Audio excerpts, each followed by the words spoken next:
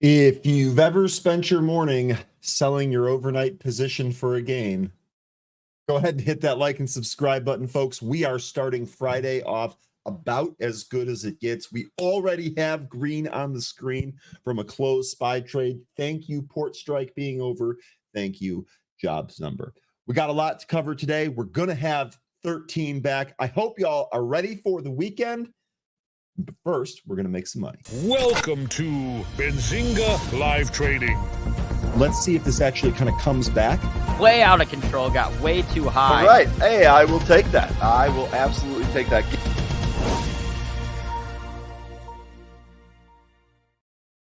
Good morning and happy Friday, folks. Welcome back. It's great to see a whole bunch of returning faces. Everyone looks pumped up here today. Everyone looks pumped up here today, and I am here for it. Good morning. Good morning. Jessica, Edward, Jonathan, Shaka, Motion, AC, Nick, Ochoa, Alex, Peach Bum, as always, J. Michael, Jonathan, Travis. Oh, man. You folks are all ready to go. All ready to go. Shant, Jay Grant, thinking about it. Let's go. Let's go. We're going to start here with the SPY. Good morning, Smoke Tuna. It's great to see you. Hopefully you're ready to help the group print today. Here we go. We're going to start here with the SPY, and lo and behold, we have broken over the trend line. Now, big thing is going to be, do we close over this trend line here today? We had the jobs number. That's really what popped us most recently. But yesterday in the after hours, we actually got news that the port strike is over, at least temporarily, to January 15th. Market traded up on that. As soon as I saw that headline, I was buying SPY in the aftermarket, and I sold into this push after the job market, or after the jobs number, excuse me. So good start to the day here. Now, the next question is going to be, do we hold these gains, or do we have one of these volatile Fridays where we get trades in both directions? Upside level that we're going to take a look at, obviously, it's going to be this all-time high. I've got that at 574.71. So if we're able to break that, that's only 2 points away from here. So if we're able to break that, might go for a little bit. Otherwise, I want to see if we can close beneath this trend line. If we do have more downside here, I'd be looking at that 50-day moving average. But given what we're seeing here in the pre-market, that might not be in the cards for today. Okay, we're going to go ahead and take a look at some of the movers, and then I'll come back here and we'll talk about some of the stocks that you folks want to take a look at. Now, with the movers here, not a whole lot. All right. First one here is going to be Beneficient. I believe I'm pronouncing that correctly. Beneficient shares are trading higher after the company announced its subsidiary Beneficient Company Holdings consummated a previously, I almost said consumed there, yikes, consummated a previously announced transaction pursuant to which approximately 126 million of its preferred equity was redesignated as non-redeemable. So it increases its permanent equity by 126 million. Stock is up 79.8, almost 80% here. No, not Summit. Here we go. You can see we actually have some great formations here in the pre-market. Impulse move, corrective move back beneath the VWAP, bought back to new highs on volume, corrective move, bought back to new highs, corrective move, bought back to new highs. So you were trading this here in the pre-market, a lot of action already. We'll see what we get here when the market opens. Where we're currently sitting right now, definitely want to wait for the pattern that we've already seen today. Let's wait for this to pull back towards the VWAP or some type of support level, and we can try alongside trade there. So BENF, the first one here on your list, this actually does have a news catalyst. By the way, we might as well check some of the other data points here that we've been checking. Your short interest, pretty elevated here, 22.63%, only 1 day to cover, so not really high on the days to cover, but still over 20% of the float shorted. If we take a look here, it's got 3.1 million float, so this can actually move. And let's just take a look at the company's financials here. Burning 10 million a quarter. Ooh, yikes. They still do, they only have 4.5 million on the balance sheet there. So we'll see here on BENF. This is definitely a don't take it home day trade only, at least in my opinion. We'll see if we get some opportunity with this one. Next here is going to be JBDI, and this is another one that we've been pretty familiar with. We've traded this as a group here. This is going from penny stock to dollar territory. I actually traded up towards a 140. Kind of came back in from that. I didn't see any news on this earlier. Let's see if there's anything else in here. Nope, no news on this. We'll go ahead and check the short interest here as well. 6.68% of the float shorted. 1 day to cover. Really nothing going. Excuse me. Really nothing going on there. Float 4 million. So kind of low float, but not really that super low float. And financials here, we don't really have a whole lot of information. Not much cash on the balance sheet. And this was a recent IPO, so we actually don't have cash flow yet. Now, JBDI, I didn't see any catalyst for this, so let's be careful. As you can see, that impulse move already took us beneath the VWAP. We do look like we're kind of firming up here at 113, 114. See if we get an opportunity, JBDI. Next here is going to be PW. Excuse me. PW, this is Power REIT. I didn't see any news on this one, I don't think. Yep.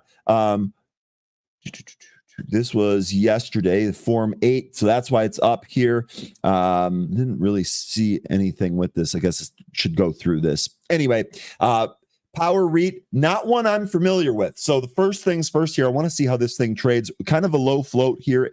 Real estate investment trust that owns real estate related to properties for controlled environment, agriculture, renewable energy, and transportation.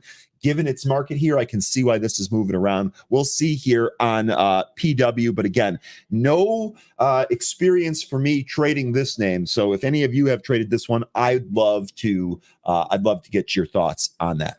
Okay, next here is going to be ADTX. This is one that we've seen a lot. This actually gets moving quite a bit. Feel like a number of you folks have really kind of traded this off the scanner. Been in a downtrend. You can see the last time that we had a nice little move up in the pre-market, that was sold at the open.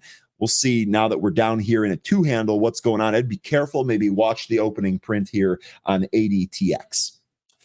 Next here is going to be Summit. This one's kind of wild here. You'll notice that we actually traded up in the after hours yesterday. Now today or this morning here, when the pre-market opened, we really shot up towards 23. We backed off that level, back down here just under 21, really kind of hugging the VWAP on Summit. Now, what's going on with this one? We did have some news here. Last night, we were alerted that the co-CEO exercised a whole bunch of his options at 79 cents. Okay, pretty good here. And then we also had H.C. Wainwright reiterates buy, $45 price target. That's more than a double. Stifel Nicholas keeps their buy rating on Summit here. I don't have a price there. I'd have to look in the calendar here in a sec. Buy rating affirmed. So got some pretty good news here on Summit. Summit stock jumps after FDA fast track tag for lung cancer. So Summit likely to be in play here today. I actually really want to see this volume increase. I really, really want to see this volume increase. Yeah, Shaka, we got it, man. FDA fast track on Summit, $45 price target could definitely get rolling here, right?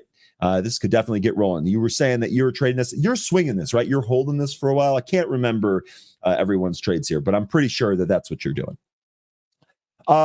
Yin, that's going to be the bull share, the levered ETF for the China names. ATYR, this is a pharma name. I didn't see anything on this one. And it's not really all that great. Honorable mention to API and TIGR. This is these are stocks that we've really kind of been trading this week, and they look like they might be getting going here again. Okay, let's go back over to the chart tool. One of the other things that happened overnight here, or recently here, is Save, right? So Save also down 35% here in the pre-market. Ticker SAVE. Save is, of course, Spirit Airlines. Spirit Airlines shares are trading lower following a report suggesting that the company is exploring the potential of filing for bankruptcy. So bankruptcy headline here, not official yet, but that's what they're telling you. We will say yesterday saw a lot of option flow in airline names. And actually one of the gentlemen on Happy Hour brought this up, was saying, hey, what's going on here? Now we get the news. For any of you that were listening to pre-market prep earlier, Dennis did a great job about breaking this down.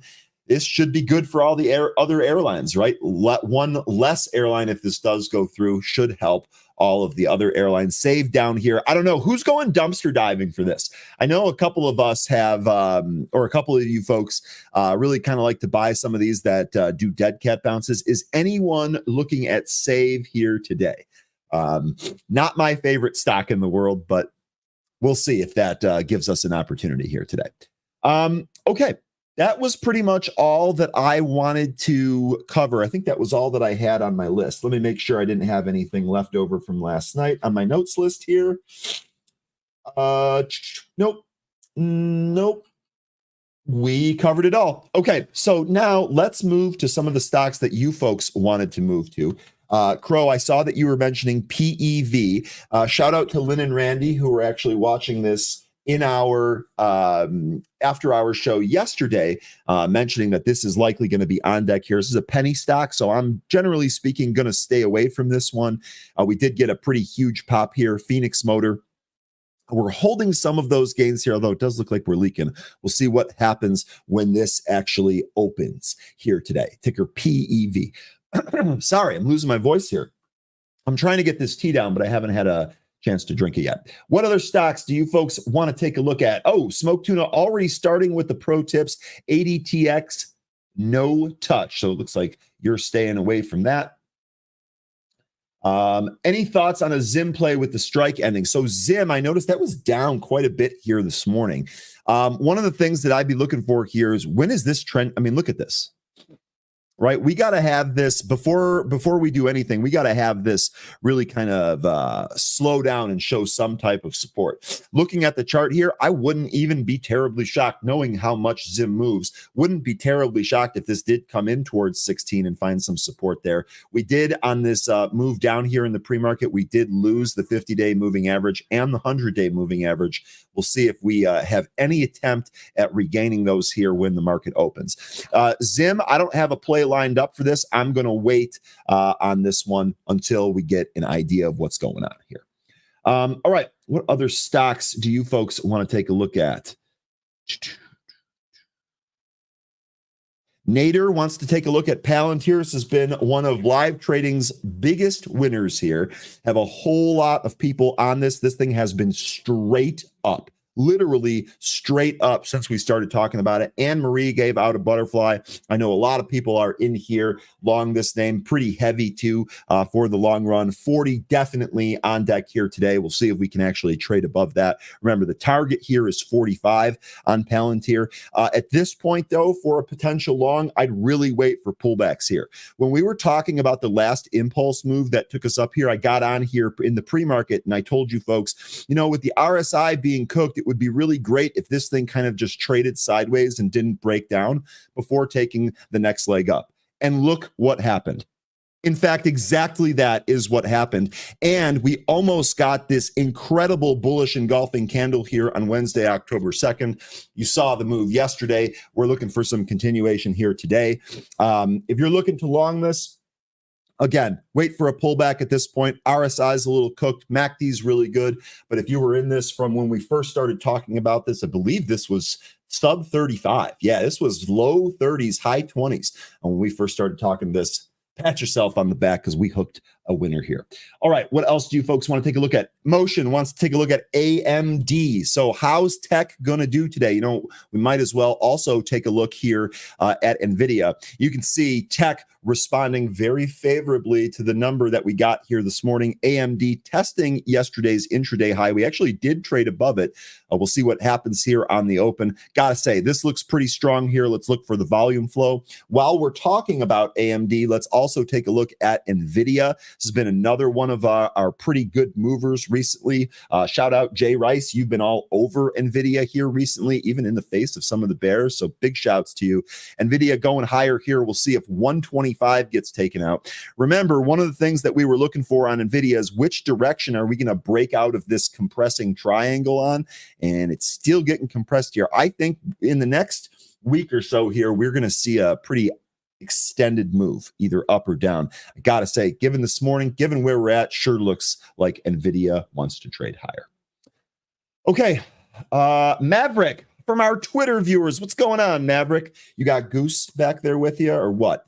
SGMT, this is one that we've been trading recently. This has done a really good job here after the huge volume stick day. It's done a really good job of really kind of going back towards the top and then setting some new highs. When we look intraday at it, this is what it is. So this move here yesterday, at least we're holding above this high here. I would say if we sell off, I would not be shocked if we back tested this level, maybe 4, maybe trade a little bit beneath 4 here. But SGMT looking strong. I actually didn't see any fresh news on this one. Nope, no fresh news on this one. No, that was a recap from a previous news item. Nothing fresh here. SGMT, this does look like momentum to the upside here. Okay, 10 minutes left. Let's see, what else do we got here? Ben F. Vlogs, we already covered Ben F. Are you just throwing out stocks? I don't think any of these really have anything going, do they? Let's take a look at SOUN, Soundhound. There's really been nothing new on this. I guess this is trading up a little bit here, but there was nothing going on this, right? Yeah, no, sorry. Nothing really going on here, man.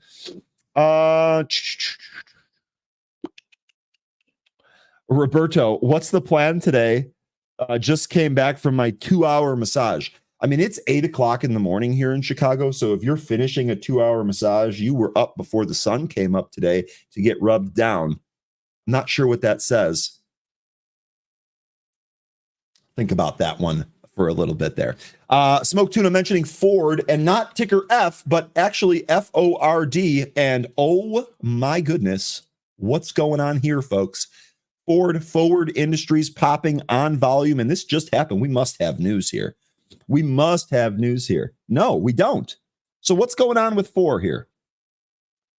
What is going on with 4 here? I don't see anything on here. Let's check some of the stats. Oh, never mind. We figured it out. Micro float here, 788,000 shares in the float. This thing is getting wild. On average, it trades 107,000. We're already above 600,000. Not really anything notable on the short interest. Cash flow, it's positive, but doesn't make a whole lot. And it does have a little bit on the balance sheet. Okay, so this definitely a potential trader for us here today. I don't have levels on this. Let's see if we can get any. Yes, we can, folks. Let's draw some levels on here together and see what we're looking at. So I definitely think we've got one in here. Let's do this high from, what day was that? That was August. Okay, so the beginning of August. Interesting. I don't think we're going to challenge that 827 level, but crazier things have happened before, especially on Fridays. We'll see if we end up getting that. And then I also want to mark off the top end of this consolidation area. We're going to consider that a support level. Okay, let's look and see what that looks like on the 1 minute. So here we go. So this is kind of what we're looking at here. Day high, 637. Smoke Tuna, I'd love to hear what kind of plan you think here on Ford. But this one looking pretty good. Cade Father, can you do Rivian? Yes, we can. Okay, so Rivian, remember, the last time we really kind of talked about Rivian, you can see, here's your intraday chart here on Rivian. The last time we talked about this was when it made this huge move up on that Volkswagen investment. It has completely retraced that move. Now, if you folks recall, when we were talking about this, I had said, yeah, this does seem like good news. Jay Rice, once again, I believe that you had drawn a comparison to Volkswagen taking a stake in another company. The name of the other company escapes me at the moment. And it didn't go all that well for them either. Remember, this company loses $1 billion a quarter. So when you get gains like this, or when you get positive news like this, I think it's important to take some of your gains. You're going to have an opportunity to hold this long term if you believe in the company. But trading around some of these moves, I think, is paramount. If you want to keep a little bit just in case as like a core position, totally get it, totally understand. But when you get some of these large up moves, I think it's really, really important to book some of those gains. That Volkswagen investment that created a gap completely sold back. We closed the gap. We actually went lower from there on Rivian. The news here today, Rivian shares are trading lower after the company lowered its annual predictions guidance due to supply shortage of shared components on the R1 and RCV platforms. The only wild card here is that depending on what happens with some of the global conflict and the macro situation, that actually might get worse. Now, with the ports opening here, we'll see if that changes it. But today, Rivian lower here in the pre-market. With that news of the ports and with the good SPY print here, I don't want to rule out the possibility that you could have a bounce trade here. Now, if you're looking at this is really only down 80 cents. Rivian trades pretty thick. Yeah, humongous float, 718 million shares in the float. Trades pretty thick, so maybe we get a bounce here, but that's what's going on Rivian. Glad you brought this one up. This should have been on my list to cover anyway. Okay.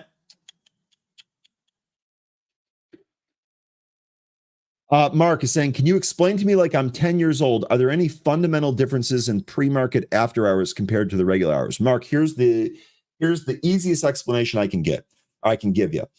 There is exponentially less volume in the after hours and the pre-market. And on top of that, there's no like risk of halt for volatility. So sometimes you can get some really outsized moves if there's something going on, but remember that may regress back to the mean in the regular session. Let me know if that explanation made sense. I'll try and repackage it if that was no good. Let's see, what else do you guys have here? Thank you, Jay Rice. I can always rely on you, man. XPEV ran to 25 on that announcement, and it's way below that now. Let's actually take a look at that. So it looks like XPEV and Rivian, it's a half, cut in half from that. XPEV and Rivian going the same way there. Thanks, Jay. Appreciate that. Mike, good morning, my man. What are you trading? Did you trade the SPY move here this morning? You must have. You and Crow must have been on the ones and twos, just absolutely ringing the register on that move earlier. Okay. Let's see what else. I'm sorry. Normally I try to catch up on the chat when my co-host is here to fill the dead air, and I'm not doing a great job about that right now. Carnival Cruise Lines, another one of our Twitter viewers getting involved, which is exactly what we want to see here. Carnival trading up here in the pre-market. Did we have any recent news on Carnival? Thursday collaboration with a Cuban ballet company. Nard lines. This must be for the onboard entertainment or something like that. CCL 9% of the float shorted here. I don't really see any news. Let's take a look at where it stands technically. And then give me a thumbs up if you're good. Hey, look who it is. It's 13. No more dead air for you fine folks. No more dead air for you fine folks. So here we go. On Carnival, the one thing that we're looking at here, first of all, I'm glad that we're holding above these moving averages. We actually have these three moving averages sandwiched together. So really important, I think, that we stay above that. Really what I'd be looking for here on a move on Carnival is a break above 1930-ish. Maybe call it 19 and a half if you want to go up here. I want to break out of this consolidation area. I think we're kind of right in the middle of that. I'll be honest with you. We're kind of in no man's land here, right? We're not at the support level. We're not at the resistance area. RSI is right in the middle. MACD just turned, the histogram just turned negative. I don't know that there's an entry trigger here on CCL, and I don't see any fresh news for it. Hello, everybody. Just to address all the greetings. What's that? Just everybody saying hello, 13. I'm saying hello. Oh, okay. There we go. There's 13. 13, how you doing, man? Oh, I'm fine. Just had to kind of rush home. Lots of people in my way this morning. Don't you hate that? If you ain't going 100 on the highway, get the F out of my way. That was a old Ludacris song there. Okay, Clove. You guys want to take a look at Clove? Thank you for not spamming it.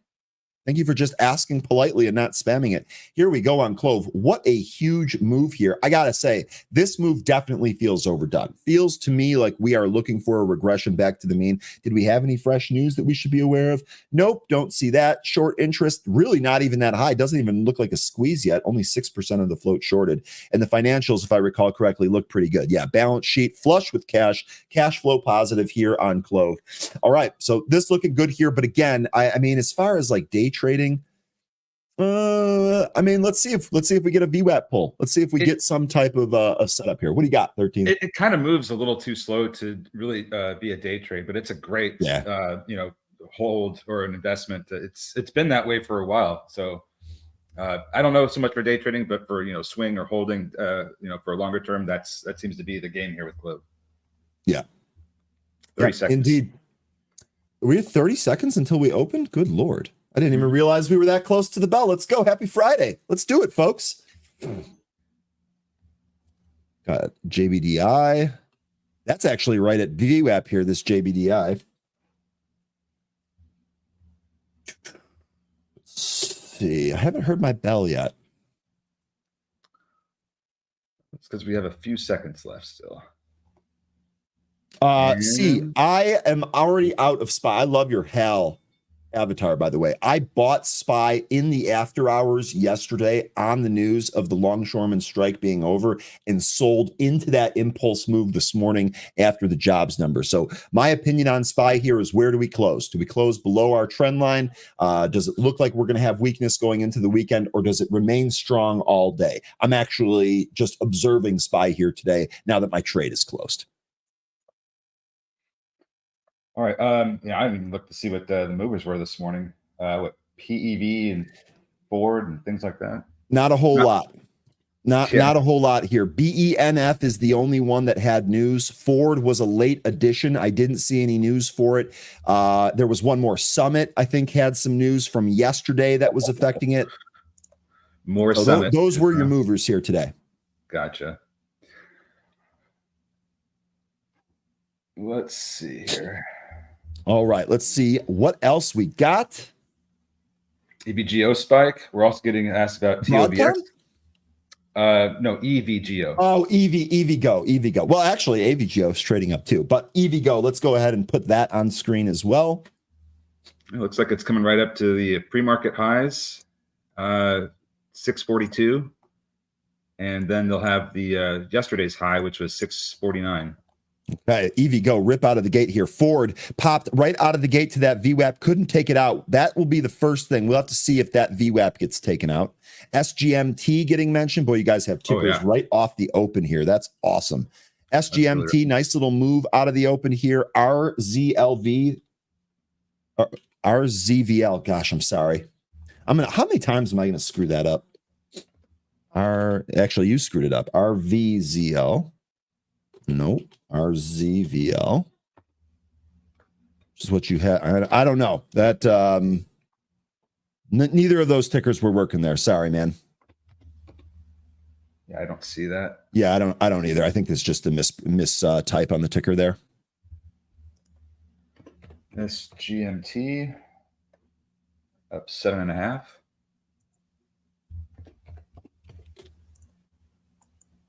Roll through some of these here. BENF, is that going to test its VWAP? We shall see. Here is ADTX. Ooh, that's ripping. RZLV. Thank you, Mark. Thank you, Mark. Thank you, Mark. Okay. NCN, that's a Microsoft partnership. On which one? The one that you just said. RZLV. RZLV. Okay. Microsoft and Resolve AI partner to drive global retail innovation and AI-powered commerce solutions. It's got AI in the name. You know what that means. Talk getting mentioned here. That's popping right out of the open, although I don't see a trade here. By the way, so 13, I had mentioned this in the pre-show before you got here. Remember in happy hour, we were talking yesterday about the airline call buying that we were seeing, and then we have Save doing bankruptcy news here today. Yep. Should be better for all the other airlines with one less competitor. I think we figured that one out. You think somebody knew something ahead of time? I think traders are out there playing the option market ahead of time. I sure do. Jonathan Kuba, you are right. That was yesterday's news. So I guess what we're getting today is relative volume. Yes. ADTX wild here. Yes. So RZLV, that volume, the move today was from relative volume because yesterday we had over 5 million shares traded. Reddit with a nice pop here. They announced that they're going to do earnings on October 29th, but I don't see any other news here. Reddit, strong morning here. Let's take a look at the SPY because we are off the highs here from that pre-market jobs number pop. just coming back into VWAP. This is all just normal action, I feel like. Lunar, I don't see any news for Lunar. Let's see what else I can draw from that. It looks like just couldn't hold above 750. That seems to be the level it needs to get above. It's, you know, Lunar, it's LUNR. Yep. Still looks like it's coming in a little bit more. 661, I had the next support level at for that one. JetBlue at the highs, American Airlines at the highs.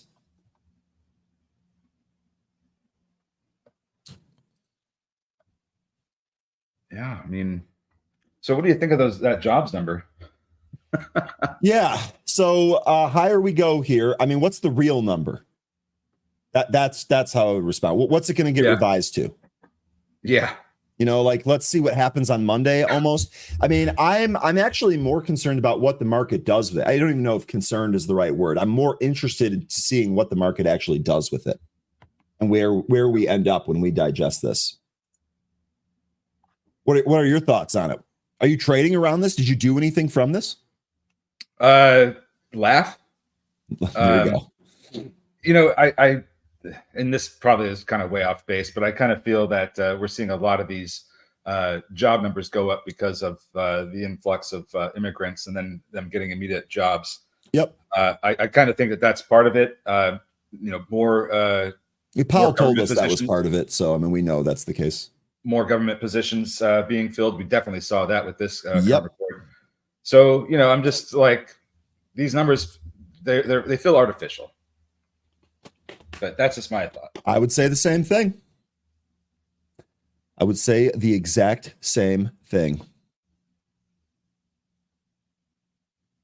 EAF. I'm now entitled to a $1 S-Bucks latte. Dude, I don't drink Starbucks. I don't drink Starbucks, and I like my coffee black. You can keep that milk. Ooh, look at Joby. And actually, I wonder if Archer is moving with this. Joby, good volume here, ripping off the open. Let's see if Archer's doing the same thing. Looking pretty good. Needs to break 304. Yeah, it's not really ripping like Joby is, but that's some continuation move there. I wonder if we're going to see FORD, that forward turnaround here. Looks like it wants to recapture VWAP. ATYR. Oop, there you go. That is a setup. Good call here, Tuna. Good eye. I love this too because this is right before the VWAP.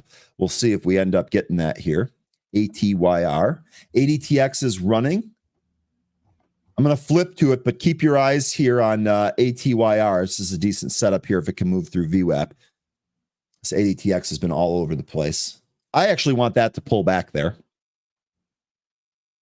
See if we get that. They put a Joby in the lobby of Grand Central Station in New York City. They put a flying thing in there for display, probably. Oh, yeah. I was going to say, what are they doing? Jess all over SGMT. That is still pushing the highs here, boy. But this doesn't even really look like any type of good. I guess if you were just playing the pre-market high break there, but breaks to the upside, not been on my trade plan.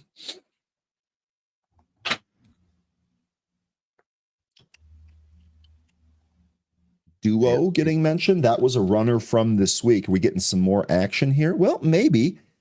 Just crossing the VWAP there. How are we doing at ATYR? Did we pop above that VWAP and came back in? Let's see here.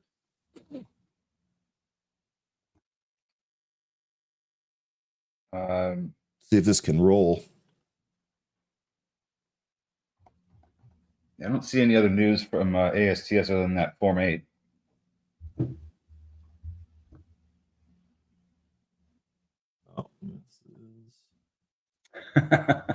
Yeah, it kind of feels that way, doesn't it, J Rice? Kind of turning into little biotechs almost. Oh, that lunar and Astus, that space stuff. Mm-hmm. It's been wild recently. You guys have been all over. Ford maybe a setup here on a move through VWAP. Ticker FORD, not ticker F. Nice stuff there with Ford. Yep. Great job. SGMT going strong. Yeah, that has been strong out of the gate. I don't see an entry on that one unless you were already in it. Same here with Joby. Yeah, INDO, this was another runner from earlier this week. This actually might be coming into a support level here. Watch this 420 to 4 area. Maybe not 4, but 420 to maybe 415 here on INDO. Crow, you had a really good week with this, didn't you? Ford halted. Ford is halted to, oh my gosh. Mm-hmm. That was a great move through the VWAP.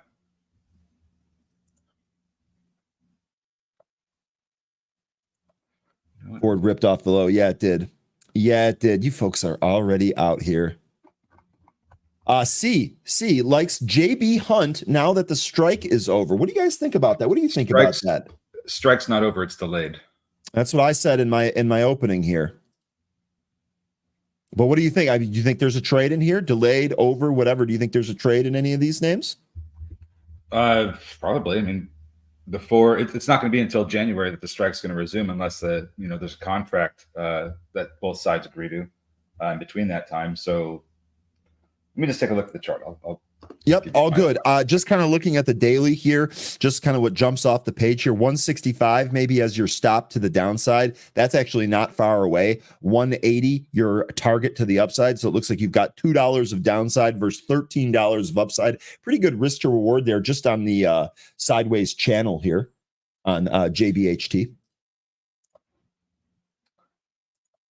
Yeah, I need to see some recapture of those simple moving averages as well. Yeah, here I have those on another chart. You know, I should have just gone to this chart anyway, 13, honestly, for the visual aid. Here you go. So you can see that those moving averages really kind of around the same level as the top end of that channel. Yeah, so let's see the 50 get recaptured. Sweet. That's what I would be looking for. SGMT hit 521 and it's pulling a little bit, but it still looks like it's pushing up as well. Ben F getting shouted here in the chat. This is right at VWAP. Looks like this is kind of wild here. That ATYR didn't go through the VWAP yet. Might still though, but we're watching BENF here. Bring this up so I can actually keep an eye on the level 2 for you folks. Excuse me. Oh my goodness. Drank that tea too fast. Actually, one of the things I like here about BENF is what this volume looks like. This does look like this wants to try and push higher. Speaking of pushing higher, looks like SPY is trying to do that right now. SPY's got to clear out the high that it made in the pre-market to really get going here. I've got that at, let me get you that exact number, 573.24. 24. Yep. INDI, that little that's the little semi. It's the little semi guy. I'm not in this anymore. Summit dropping to the pre-market low 1949. Okay, that was actually on our list here this morning. Good shout, 13. There it is. Just hit it. See if the buyers come in here.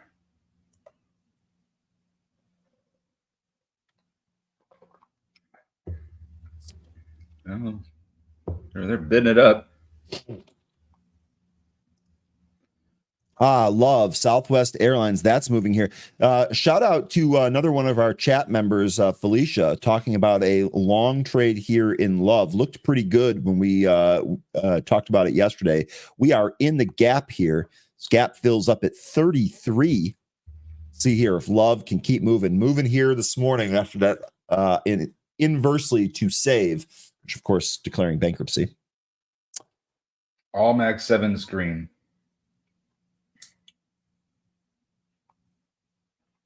Is Ford? It says it's halted here. Did I not get an update? Yeah, it's halted. Yeah. Wait, no, it's still the same halt. From when I mentioned it earlier, it's still the same one. Yeah, but look at that! Wow. Why do I have this moving? Look at that on Summit. We went right down to the pre-market low and just reversed. That was awesome. Here we go. No, it's just this candle. Okay, can't figure out what it's doing with this candle. Okay, we'll come back here. Let's take a look. Did you grab Summit down there? No. No, I didn't. But that was really cool. Yeah, that was a nice get little down there bounce. just burst. Bounce. Yeah, J. Michael, is it doing it just on Ford? Because I haven't noticed that with any other ticker. It was doing stuff like that for me on the SPY earlier after the SPY. It always does. It does that in my broker on SPY. I get those phantom candles that go back all the time. Board open, popped higher. Let's see what we're looking like here. Oh, yeah, see, that looks better. Higher. There we go. There we go. It must have just been that one candle during the halt. Not bad, though, for those of you that were trading this right ahead of VWAP. Maybe peel some of that there.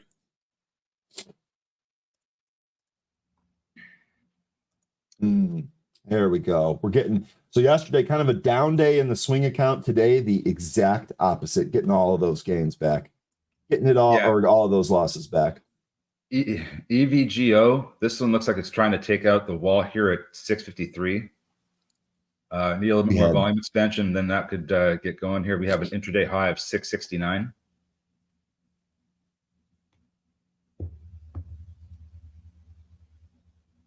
Look at this. Is this my candles being wrong, or is this actually happening? No, that's not actually happening at all. What on earth? It's got to be trading view. There's something going wild. Here, you know what though? Let me test that though, because I'll go report this here real quick. Let me try something. Not doing it. Yeah, but let me try something else here.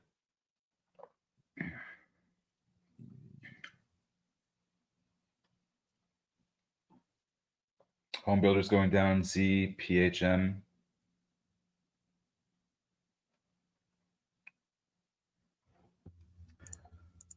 JB Hunt. Yeah, I think you're right, 13. I think this is just the trading view chart. Was the other chart not doing that? All right, let me report that here real quick. That is strange.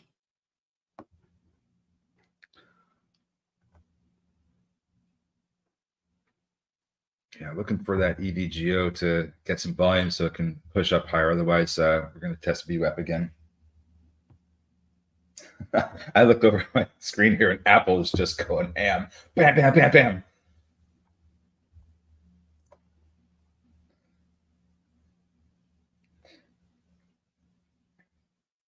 Great job, Jane Smith. Absolutely tearing it up with Ford.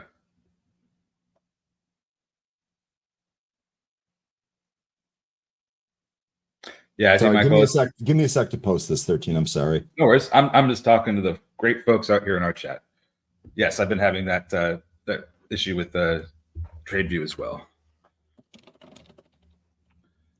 And strange that it's not happening in the other chart. So it definitely seems like a trading view issue. Yeah, SGMT still trying to push up to that intraday high that it just made not too long ago, 521. Archer trying to hold over 3. EAF, that one looks like it's losing VWAP. I don't know why I have EAF on. Oh, wait, that's a Tim Melvin play. EVGO, are you going to go or no? News on JetBlue or Spirit? Well, yeah, the thing with Spirit is that they are filing Chapter 11 bankruptcy. With JetBlue, I think, I mean, Ryan, I think you're more dialed in on what that whole airlines trade was yesterday. He can tell you about it when he's done submitting that stuff. Yeah, sorry, I wasn't listening to you. What was that? We were just getting asked about news on JetBlue or Spirit. I already said what's going on with Spirit, but as far as JetBlue goes, is that part of the whole airlines trade we were talking about yesterday in Happy Hour? Yeah, well, we were just talking about the call buying. Man, this is something totally wrong here. I'm sorry, I'm kind of distracted. We were talking, what I was talking about was we got the headline here for Save this morning. That would explain some of the call buying we had yesterday. Gotcha. In the other airlines, right? Because we're losing an airline, should be good for all of the other airlines. Well, so Chapter 11 is a restructuring, so I don't necessarily think we're losing an airline.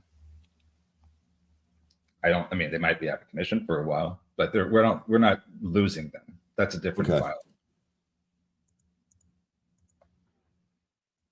I'm not suggesting anybody rush out and buy them either. that company's it's Spirit. Come on, would you even buy a ticket for Spirit?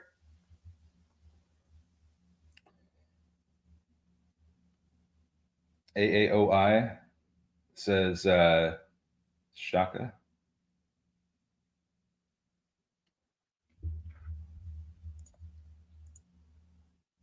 Looks like we're getting some selling in the Chinese market. I'm seeing Yang start to rise a bit. Let me see if this happens on a chart. Sorry, I'm just No worries. hate to do this live, but got to. Man, they're waiting for that EVGO to do something. What's moving right now, folks, that you're trading?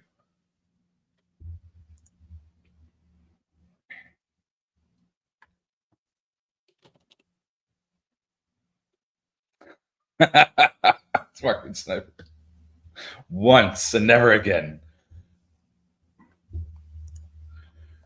All right, so EVGO does not want to go up just yet. Looks like we're going to get another test of the VWAP. Maybe even start to roll over. And I wish I had a little bit more time this morning. I'd have a better list of things to look at. There wasn't a whole lot, though, 13, honestly. Yeah. You know, okay, so Lion, you're looking at SGMT, Summit, and GSIT. You know, SM Summit had that one move, and I don't think we've really gotten much since then when it rebounded off in 1948.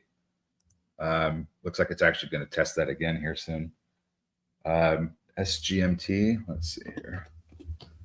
And this one's still trying to decide if it's going to go higher than 521 or not. And then GSIT.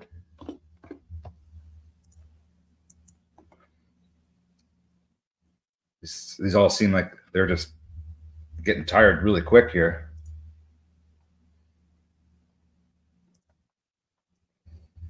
BENF.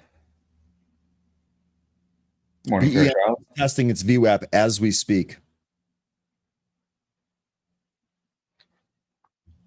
Oh, nice. That one looks like it actually has some volume. EVGO breaking its VWAP to the downside here on EVGO. Oh, there it is.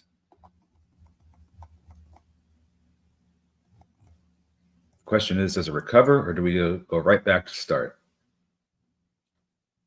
Zim looking good to buy back at 15-ish. Yeah, after the port strike kind of ended, that just ruined Zim's day, didn't it? Sure did. Is that still actually, let me pull that up here. Is that still trading down here this morning? Yep. It was lower in the pre-market. Another leg lower here out of the open. Yeah, and the daily chart kind of implies, daily MACD actually implies that this may still go lower or sideways.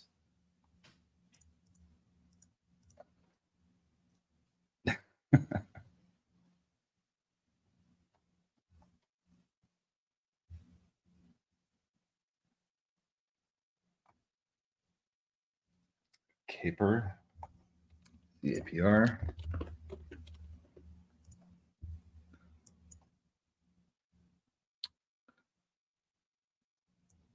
Yeah, this one's still pushing. New intraday high is 1898. Yeah, you know what, ADW? I got one of those earlier this morning too. I think it's a blue alert is when there's an attack on a police officer. Really? I don't think you got that on your phone? Yep. Wow, You've heard of amber alerts, silver alerts. Yeah, I've got those. That's crazy. So I saw this blue alert and I read it this morning, and it was regarding somebody who had attacked or injured a police officer. I don't remember exactly what the message said, but it gave a brief description, and I was like, okay, well, where is this? Where are we supposed to be looking? It didn't give enough information. I thought it was kind of weird, but yeah, I got a blue alert. First time for everything. All right, so Summit lost 19. And we are now down into the after hours territory from yesterday.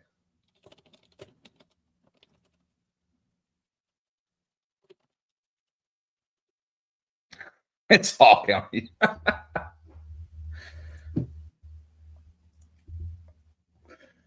Palantir 8 cents away from 40 prints. All right. Remember we were talking about that thing in the 20s and the teens? Just not that long ago, earlier this summer, I believe.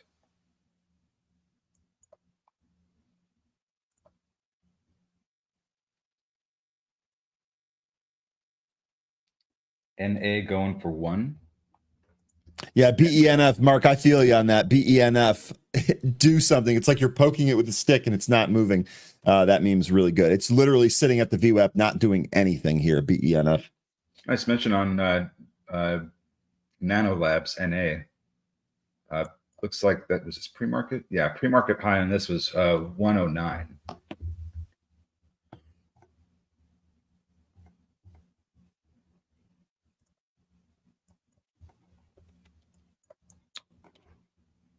Anybody on talk? Let's take a look and see what we got here. So the pop and drop out of the gate, still beneath VWAP. What is there news on this? Was there Which one? Which one? Talk? TALK? No, Ryan mentioned this right out of the open. I didn't see any news on this. Let's see here. Yeah. I'm looking at the daily chart for this one. We are getting rejected by the 200-day SMA, and the RSI is at 70. In my mind, I think that this is going to come back in. But there will be another time, I believe, for this to break out. I just don't know when that is. SPY finally giving out. Oh, that's great news. Where's it at now? All right, so lost 572. Seemed like it was holding that level pretty well this morning. I guess the question is, do we fill the gap to the downside now that we've opened high? Well, this thing is still doing the weird chart thing. That gap would be down to 569.80. So let's see if we get that. Kelvin, do you have a ticker for Vertiv? Probably try and see if it might still bring it up for me.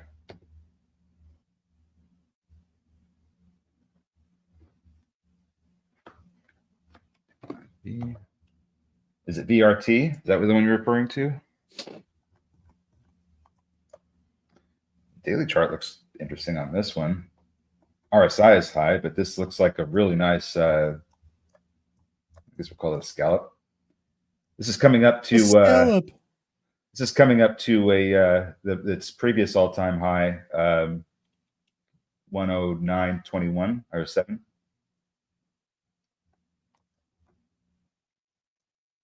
Just think it maybe if we get up to that level, it's going to just, it'll start selling and cooling off, because that RSI is over 73 and it's a little extended. But it looks like it could push just a little bit more before it comes back in.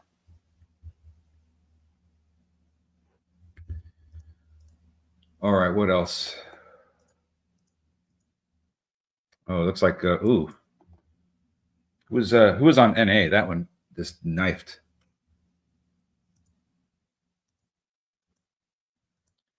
And we have GSIT, that's underneath VWAP still. It tried to pop over, it couldn't do it. SGMT, that had a drop, but it's still holding VWAP. Summit finding some support at 1886.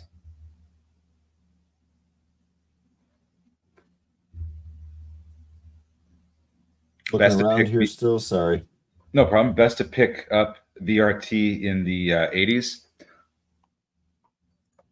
Okay, let me see here. What is this exactly?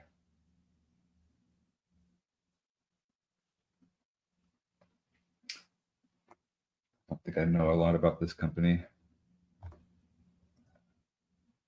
Take a look at the financials. Looks good. Has revenue, makes a lot of money. Large float. Yeah, I mean, as far as entry goes, I think you're right, Carmen. Especially up here, I wouldn't want to be picking it up at 80. Lion Atlas. Yeah. Everything is green except Mullen. Robert M., I'm sorry, man. We cannot give you advice. You're going to have to trade that on your own. That's why we didn't respond to you. We cannot advise what you do with your positions.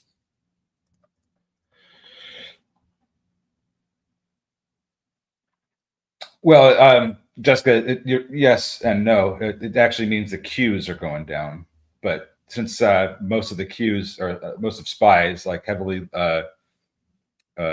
weighted, well, not weighted. That's not the right word. Basically, the big names that are in the Qs are also in the SPY, so they're gonna trade very similarly. But it's mostly the Qs that it's going down.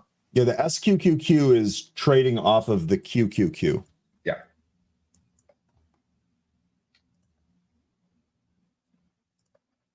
ECMR, I don't even know what that is. Oh man, what happened with Nanolabs?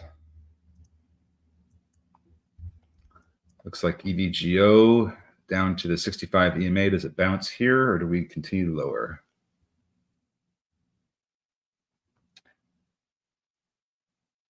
Okay, so that's interesting. So VRT, I guess, almost kind of like a little, maybe an LMB specifically for data centers. Is that about right? JJ, yes, tiny float. For ADTX, I have a float of 134K. No, Jessica, the Qs follow the NASDAQ and the SPY follows the S&P 500. Stay focused. This is what I'm waiting on. Good morning. Sorry, I should have started with the good morning. Good morning. That's kind of what I'm waiting on. I want to see where we close today here on the SPY. Was in a SPY trade from the ports yesterday. Thank you, by the way, with the early shout. You're great. But here, this is kind of what I'm looking at. Do we stay under this trend line here today after that number? We'll see if the buy the dippers come in at the end of the day here. Yeah, that 570 has been a pretty important level. Sure has. So if it can't hold that, then yeah, I just think that we would start to drift lower. Where are we at with the SPY anyway? Down to 570 almost. Okay, so we're actually in the process of filling that gap. Almost there.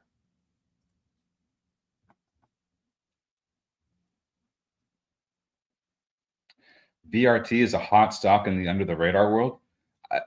I'm not going to say no, but when I look at it, it seems like it's been pretty hot to me. I think I want to see this cool up because if this is going to be, yeah, okay, here's an even great. Thank you, X-Sniper. This is. Hey, I'm actually kind of curious if Stay Focused, was this one on your list?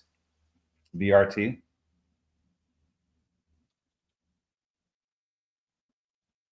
Yeah, I don't know how much a run left either, X-Sniper. Right? That's why I'm looking at the RSI and looking at the formation. It looks like it does need to come in a bit. It'd be interesting to see what happens at this double top here at 109-ish. Does it break out from there, or does it really kind of come in from there?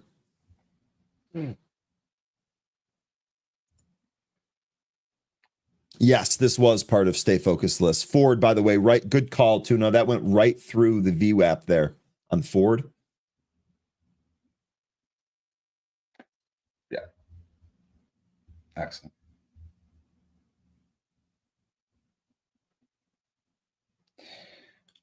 Jessica, not always. That's going to be kind of more of a personal decision. For me, when it comes to day trading, I don't want to really hold anything into the next day unless I'm planning on swing trading it. If there's certain cases where you're probably not going to want to hold into the weekend, like long weekends, holiday weekends, this depends kind of on what day that falls on. There's a lot of different reasons to hold into the weekend and to not, but to be on the safe side, I typically don't hold into the weekend. You could make the case that this weekend is one of those weekends given the conflict there in the Middle East. So perhaps this is an individual weekend where you're like, yeah, maybe I don't want to hold as much going into this weekend. I could understand. Mm-hmm. I could understand that. Oh, wow. Looks like EVGO getting some support from that 65 EMA, trying to turn around and recapture VWAP. EVGO still on that list there. Oh, she's giving me multiple generations. Thanks, 18. You got it. There we go. Got those charts figured out there too. That looks like a data feed issue there. There we go. We're all set now. Yeah, I've kind of been watching that too, Line Atlas. So, I mean, I don't think it's a good idea for me to really get into all that with what's going on that, because it's a very, very politically charged issue as well. But I do think that you're right. If we do see that kind of destruction on Iran's oil infrastructure, that oil will definitely go up. Joe, we're not here to fight, man. You have been confrontational for multiple days. Take a break, dude. We'll see you next week. Sorry about that, but we're not dealing with this stuff here.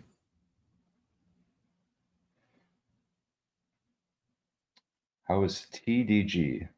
Is it a good buy? Let me take a look. TDG? That looks like there's a big drop. No idea what this is.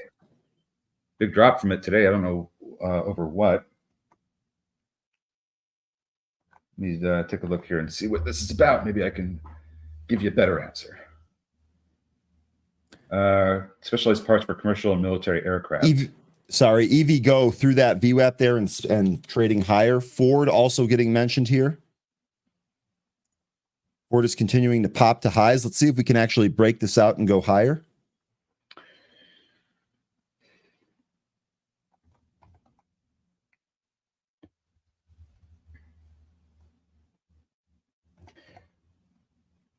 This doesn't really move very quickly, does it? You're welcome, RS. No problem. Maybe because it's really expensive. One share is going to set you back $1,400.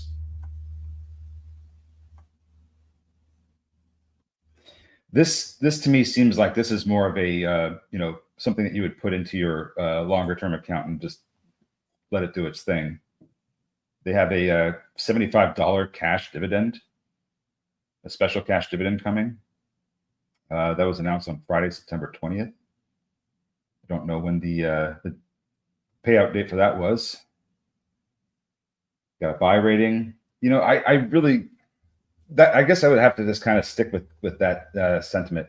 This is just the kind of thing that you would have to, if you like where it's at, just buy it and hold it. I don't know that there's necessarily trades here, but I'm looking at the daily chart and this thing just got slapped, and I don't know. I don't have an indication as to why.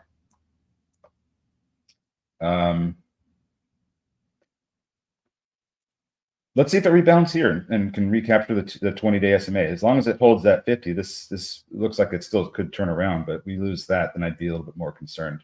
I'm sorry I can't give you more information on TDG. I don't know anything about this company other than supplies specialized military equipment. Yeah, that was the first time I had seen it too. Yeah. By the way, here, Ford might have these pre-market highs in sight here. Got that at 636. We just tapped 6 there. Volume still looks good.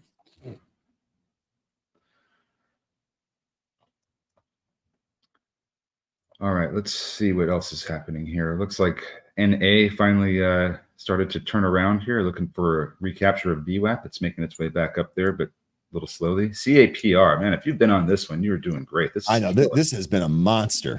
Great job, whoever's doing CAPR. You're welcome, Kelvin. I'm sorry I couldn't give you some more information on that.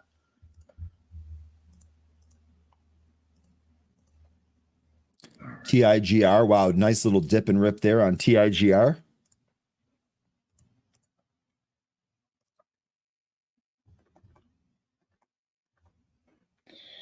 GSIW and FXI. I'll take a look at FXI and then FXI is the China ETF. And the so you, yeah. So then yin, right? Yin on that one. Mm-hmm. That's your bull one. That's also doing the same thing. Very extended. And if you got in here before all this movement, congratulations. Duo at VWAP again. All right, we're back to talking about Duo. Sorry about the word jumble there, but what's going on with Duo today? Is it just more of the same? Nothing new, just, hey, look at me, trade it. Ooh, a pop and drop out of the gate. I don't know. This one looks like it actually is going to start going lower. the upper shadows that this is putting in on a 5-minute chart, that kind of implies to me that this is not going to recover. Having a hard time getting back above 380. That was the pre-market low. Look at this on my broker here. Maybe I can give you some better levels.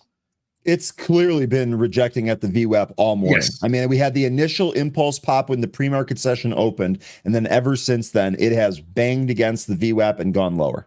Yep, that's what I see now with when I look at my broker. The MACD is looking like it's trying to curl though, but it hasn't crossed.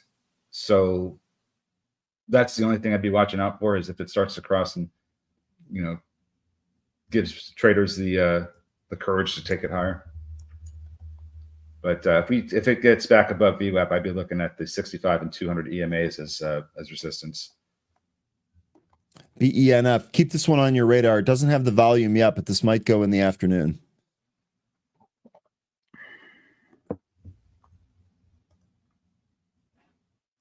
Nice job, Steve. You've been all over those shorter term trades there. Awesome stuff, dude. Speaking of awesome stuff. Yeah, speaking of awesome stuff. Wow, this is quite a reversal with the SPY. Cade, I think you had it right, and you were just talking about a potential pump and dump today. So far, that's what it's been. Pumped up in the pre-market and just fell off a cliff in the regular session here. And this is exactly why when you have those gains, take them, because we've seen this quite a bit. I told you this morning, one of the things I want to see, are we actually able to move back down, or do we close above that trend line? Looks like we're giving it up here. Thankfully, sold SPY into that push this morning. Oh my God, don't tell me to wait for the afternoon for BENF. Look, man, we can't make the stocks go. The stocks go when they go, and it might actually be an afternoon play there on BENF. What's the read on NIO? NIO? I'll look at the long term and then on a short term. Long term. Well, I already tell you right off the bat that I don't like this and some of the other EV names, because they just, they just lose money. Sure. The thing about NIO, though, is that it's starting to get up to a point where there's going to be a golden cross soon. It's been it's been testing, or getting close to testing, the 500-day SMA. So that would be the next level that I'd be watching for to break. RSI, not overbought yet, but it's getting there at 62. So this to me looks like this could end up going higher, maybe to 8. I'm not sure what it'll do after that, but this one looks like at some point very soon, this is going to try to push up to 8, that 500-day SMA, and overtake it. I don't know what the catalyst will be. I don't know what what fundamental news or anything else like that, but just looking at this daily chart, that's what it looks like to me. GSIW getting a mention here. This was running earlier. Oh, here we go.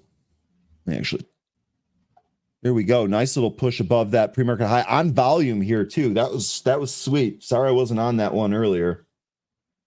Ford still holding near the highs. And EVGO is also still holding VWAP. Don't know if this is going to pop or not, but still holding above that level.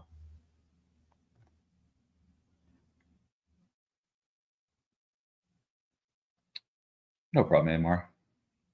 Let me see real quick for you on a shorter time frame. Looks like 645 has been the intraday bottom. It still looks like this could end up going lower though. Let's say that if it does end up going lower, that let's watch for somewhere around 630 for support. So let's give it another 20 cents and see if we can get some bottoming action down there. This ATYR that was setting up to break through the VWAP and go higher, using that as resistance back to the bottom end of the channel here, kind of getting some support here, maybe near 180 on ATYR. It was unable to go through its VWAP there earlier. GSIW continuing to push to the highs here. Ara, you're not wrong, but I don't think we want to have the SEC come after all of us. Let's not turn into a pumper group. No, we're definitely not. We're definitely not that. But I think you're right, though. Just so the record, I do think you're right. Do think we could do it ourselves. Oh, here we go with EVGO getting some volume expansion. GSIW continuing to go towards the highs here. Here is EVGO. A little bit of volume expansion. See if it can go. 669 intraday high.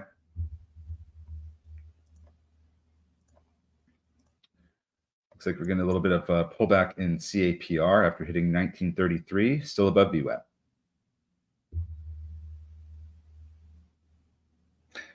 Yes, I'm just saying we don't want to do that here.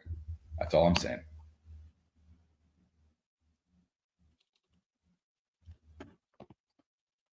I got to look at RCAT. Okay, I can bring that up here. Oops. RCAT, not CAT. RCAT. There we go.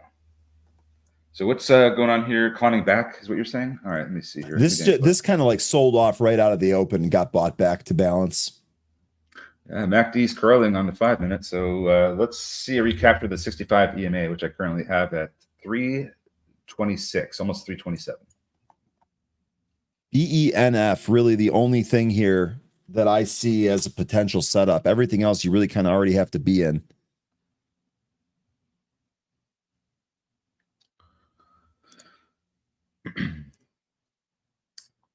Yeah, that does look like that's trying to curl back up.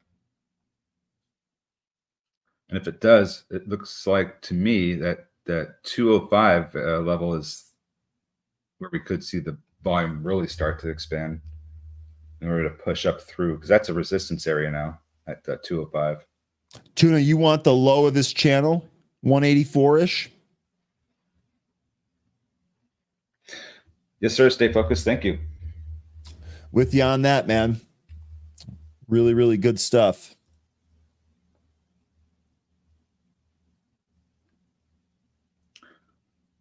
And you know, with how crazy things were going after that job sprint, I thought we were going to have more excitement than this. Oh, look at Lunar. There we go. Lunar right over the highs. Good stuff there. God, I'm slow on all of these. BENF, you're looking for 175 there. Okay, Tuna. Low of the day is 181. So you're looking for a punch through the low of the day and then a reversal.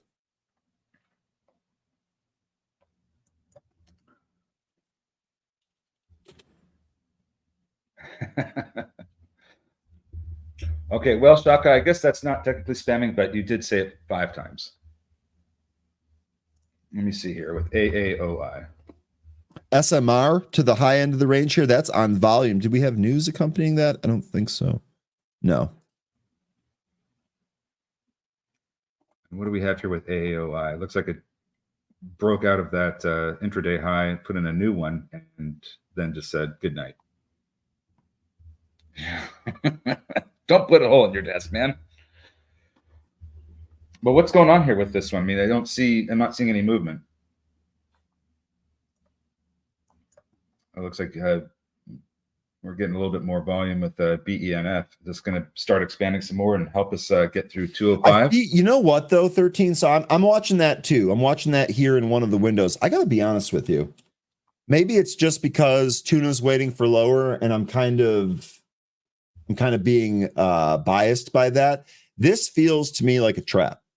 Yeah. This feels to me like we're gonna trade down.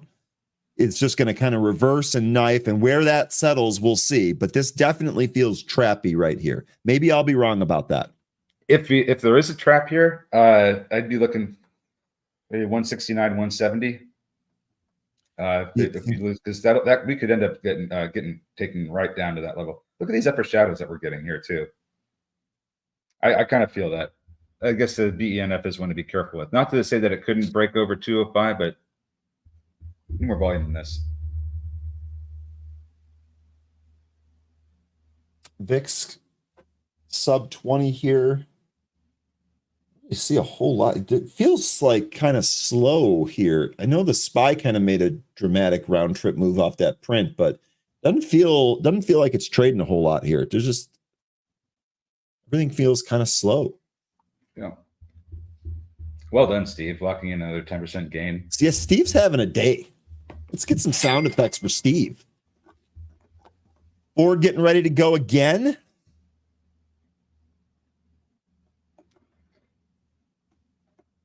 Let me see here. Wow, look at Lunar. Right up and through 750.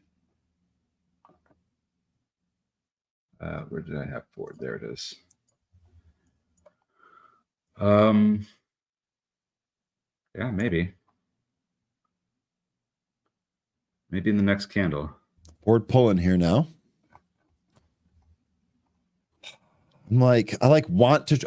I haven't done any trade in the regular session. I've only done a pre-market trade, which is not the norm. And I'm like fighting the FOMO right here. Maybe we do get a move here on Ford. Well, let's see it take us up to 6. That'd be cool.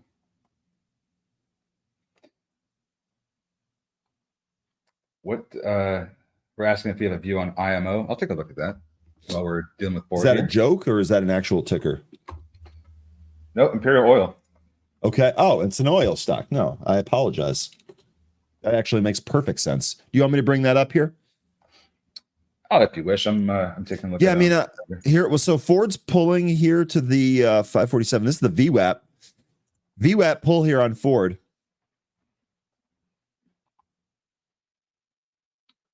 Lots of traders are off. That we heard about that earlier, Mike. Lots of traders are off for the holiday. Yeah. Yeah, over in Asia. Yeah, I gotta blow my nose again. No problem. So Imperial Oil. I'm just on the technical side here. Looking at the chart, we are coming up to the. Is this the all-time high? Looks like it might be. Let me look at a longer time frame here. Yes. So we're still flirting with the all-time high. If it breaks the all-time high, then it could still move up a little bit, but it's pretty extended right now. RSI is 68. Let's take a look here at some other stuff. But yeah, this could be one of the ones that does really well if there's an attack on Iran's oil infrastructure. All oil stocks should see some kind of movement. It's just a matter of which ones are going to see the most. Looks like with Ford, we're starting to question the strength of VWAP here, and looks like we're either going to lose it or rebound from it. Sorry, 13. No worries. Sorry, my man. Shaka saying caper. All right. What did I miss there? Oh, just thinking just talking about IMO and just how it's trying to test the all-time highs. Is BENF finally moving? Where's Mark? Someone alert Mark. Mark's already aware. Mark, I'm laughing with you. I'm laughing with you on this because I feel your pain. Yeah, that's Jay, I mentioned it early. I'm sorry. I mentioned it early several times. I made a point that we're talking about FORD, the ticker. Sorry, my man. Jay Michael, take care of yourself. It was a good week. I know it was tough, but it was a good week. Yeah. We'll have another good week next week. Hey, any week that we're breathing is going to be a good week, right? EV Go, maybe a pop above its intraday high here. I've never 669, I think is that high. Never experienced the alternative, so I can't say. Okay, fair. Fair. We get banks next week. Yes, we get the earnings cycles starting again. That's right.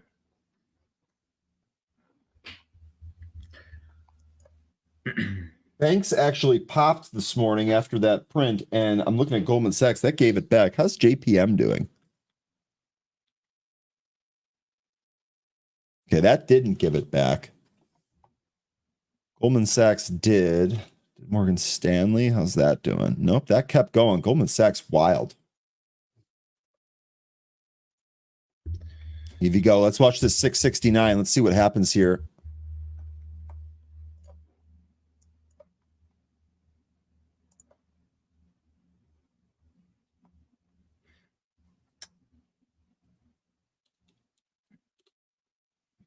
BENF now is good, or for what? An exit or entry?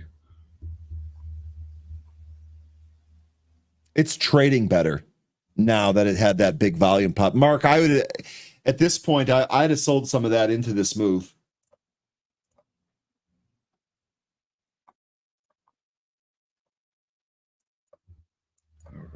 we talk about these volume pushes away from these lines here. The expanding volume is the target for taking some of those day trades off. Smoke Tuna, I'm curious to think what you mean or what you think a pullback would do. So if this then pulled back to the VWAP, which I have at 183, you think that kind of evaporates all of the strength that it just put in on this pop? We're giving this up already. Maybe it holds 2 and gives you an entry there, BENF.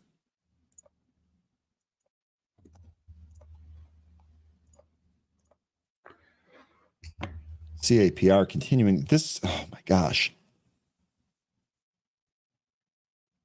This has been a good one all week.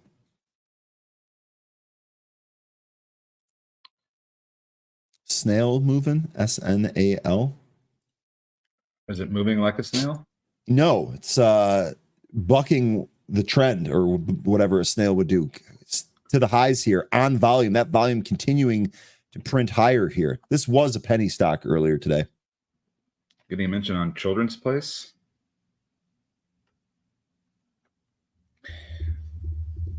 So Fairchild, really good question here. When you're expanding volume is conceptual, right? So you want to see consecutive more volume. I don't know why I can't talk this morning. I'm sorry. You want to see consecutive candles with more volume in them. One of the things that I do for a volume indicator to alert me to that is, in fact, relative volume, right? As the relative volume creeps up and as these stocks start to move up, so too do those volume sticks.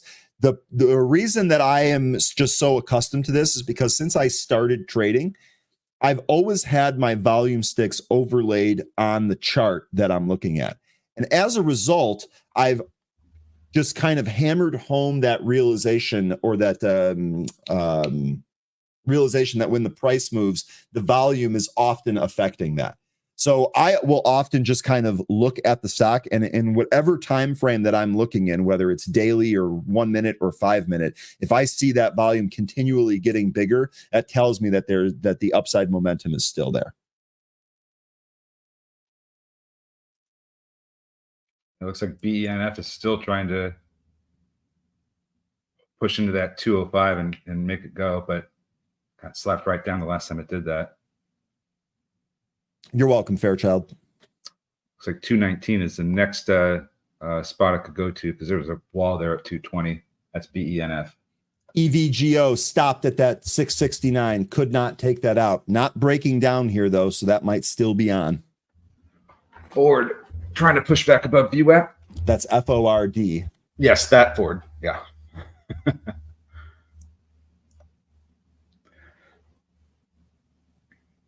Is PLTR moving? Should be. It's been moving. Yeah, that printed 40 earlier today and backed off of it a little bit. That has been so good. That has been so good. HKD, this was a mover yesterday. This thing looking awful. BENF, Mark left, right? He's done, yeah. Whoever mentioned AAOI, I think that was Shaka. Good call. This thing putting in new highs, new intraday highs.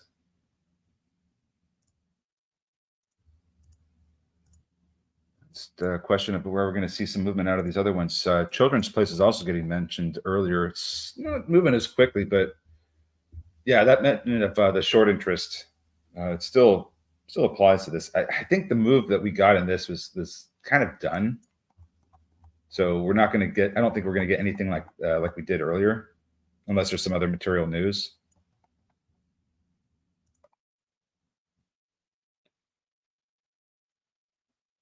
Shaka, is this AAOI data center swing for you? Remind me what your thesis was here on this one. I know that I'm pretty sure you've been holding this one for a bit.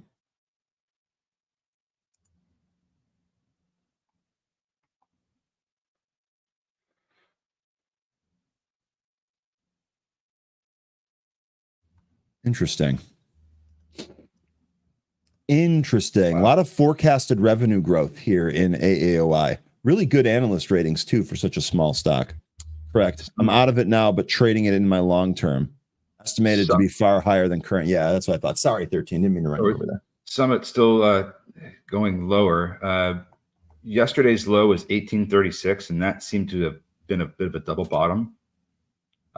So we'll be looking. I'm looking at the 1836 as the next support. After that, I think it's gonna. We're looking at 1675. Man, Summit gave back everything that it did in the after hours and the pre-market here today.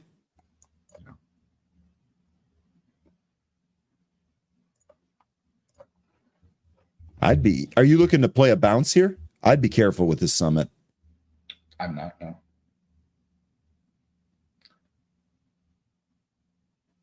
Now, this does not have the juice here today. Ugh.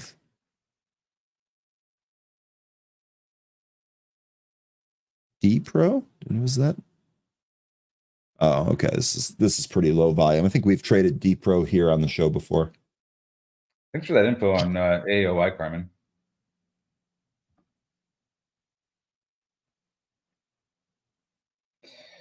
It's a good question, Mark. Some of these names that we've seen that have had partnerships with these Mag 7s, like let's say, for example, SoundHound and NVIDIA, they seem to get a lot more attention once that announcement's been made. So I don't want to say that it's going to, suddenly start blasting off and doing great, crazy things, but I think it may just be more relevant that you'll see it a lot better price action on it. What do you think, Ryan? Say that one more time. I wasn't paying attention to you. I'm sorry. We're just Mark Kaufman was asking about RZLV. He has analyst ratings, but mentioning the partnership between them and Microsoft, and I was kind of bringing that into how SoundHound and NVIDIA, or some of these other names that NVIDIA has been trying to work with, it's created like some relevance for the stocks that are being named in these partnerships, like SoundHound. Mm-hmm. That's been that ever since that NVIDIA news. It's been relevant. We've seen it multiple times. Yeah, and we're seeing the same thing here on RZLV. You're saying? I'm saying that with that news now, it could end up being something like a SoundHound. Yeah, but SoundHound gave it all back. Here. Hang on a sec, though. I know what you're saying here, but I'm pretty sure. Yeah. So this is when we got that NVIDIA stuff, right? Right. But look how many days. Look how many days that unfolded, though. Yeah, it took a while for this to unfold. It retraced most of this. Mm-hmm.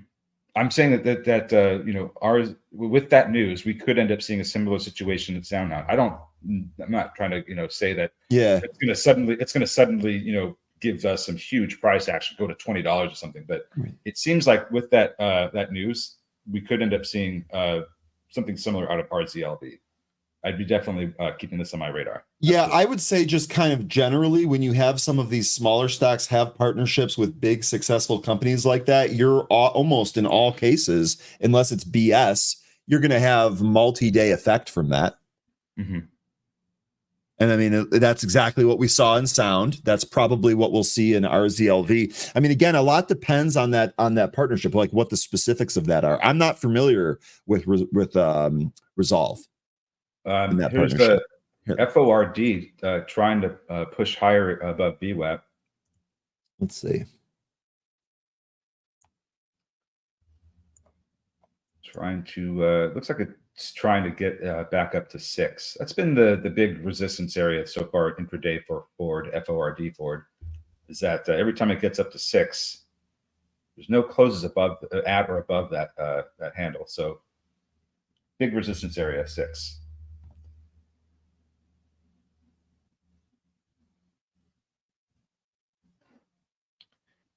Looking into the I want to read the PR because I want to know specifically, because it looks like they're basically using their cloud infrastructure to do their AI powered things that they have on the website. Through its collaboration, Resolve's AI's Brain Suite, including Brain Commerce, Brain Checkout, and Brain Assistant, will be powered by the Azure and available globally via Microsoft's Azure Marketplace on co-sell channels. So I'm trying to figure out like what this is actually. It seems like they're just using Microsoft services to run their AI tool.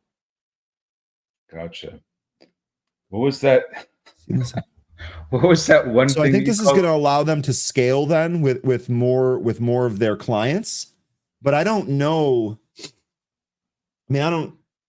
It just seems like they're able to use their access to Microsoft's 35 and access to Microsoft Seller Marketplace. Okay, I could see that being really good. Benefits, unlocking incentives and co-sell readiness and technical support.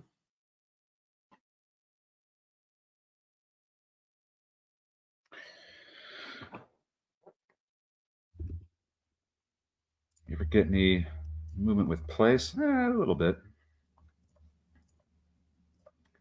AOI still grinding higher, 1520 intraday high. Now still a new high. It's 1522 now. Shaka nailed this one. Unless somebody else was saying it earlier, you nailed it too. See, like together, we're making it easier for retailers to harness the power of AI and boost engagement, streamline processes, and drive growth. That's just like business jargon. You know what I mean? Like I'm sorry, man. I don't have a good opinion for you on this. I don't know how this is going to bleed through. Sorry about that. Yeah, did they attach a figure or no, kind of expect? No. Okay. Yeah, generic, exactly. That's kind of what I mean. I read that twice. I'm sorry for being boring and giving you guys a text wall, but I read that twice, being like, "What am I missing here?" It all seemed generic. That's a good one. I can picture that on the PowerPoint presentation of the suits high-fiving. Oh man. ATYR. This was a VWAP call from Tuna earlier. Right back at that VWAP. Let's see if we can break above that. Uh-oh. Looks like Ford is having an accident. Yeah, just passing through saying word salad. That's kind of what I was gathering from that. I don't want to be unfair though, because if it's just me being dumb and not understanding something, I don't want to like disparage the company, but it did kind of just seem vague and word salady. Needed some dressing for that salad. Which ticker were you looking at? Ford. It's coming in. Broke from that VWAP. Riley, any news? Oh gosh, let's see. Is that RILY, Riley? Yeah, that Riley. Oh man, it's down another. No fresh news, at least not in the news feed. You guys finding anything out there? Newsflash: this stock continues to get hammered. I think Mike, I love Mike. Goolsby keeps blabbing. LOL. Spy keeps trading down on Goolsby blabbing. And when the Fed speaks, the market leaks. It's been 13. I'm in digital marketing and can confirm that was probably written by ChatGPT. I'm out here trying to make sense of that resolve PR, and it's probably ChatGPT generated. Oh, take that. So is it ChatGPR? Now here, okay, so I know we're kind of joking about some of this, but all jokes aside, especially 13, since you tied this to SOUN before, Dan here with a serious comment. Sound should have good earnings next month. This will actually help us determine, won't it? If after that partnership that we just kind of talked about with Sound and Microsoft, if they actually produce better earnings, if the P&L doesn't lie, for lack of a better term, that would tell us that partnership probably did well for Sound. So, Dan, I think this will be an interesting earnings report. I have no position for this stock. I know that there were a couple of people in here that were holding that for the long term. But in any case, we'll see. We'll see on Sound. Let me know if you have that. Yeah, I don't know what's going on with B. Riley, but man, this thing is just continuing to get killed. And it's the float is the short float of the float is 56.8%. This actually, look out below. Like this is new lows, new fresh lows here on that move down. All time new lows. Riley, careful. BENF getting mentioned. Is that pushing again? Indeed, off the VWAP again.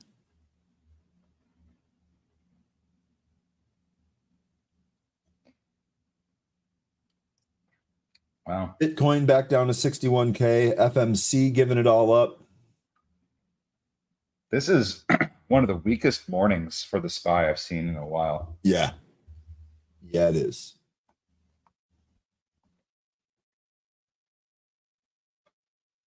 Yeah, I saw that Chicago Realtor. Thank you. That's exactly it. I just don't know if we're seeing this price action today as a result of that. I think with how B. Riley's been constantly getting bad news, it's just like one thing after the other. This thing might end up going to zero.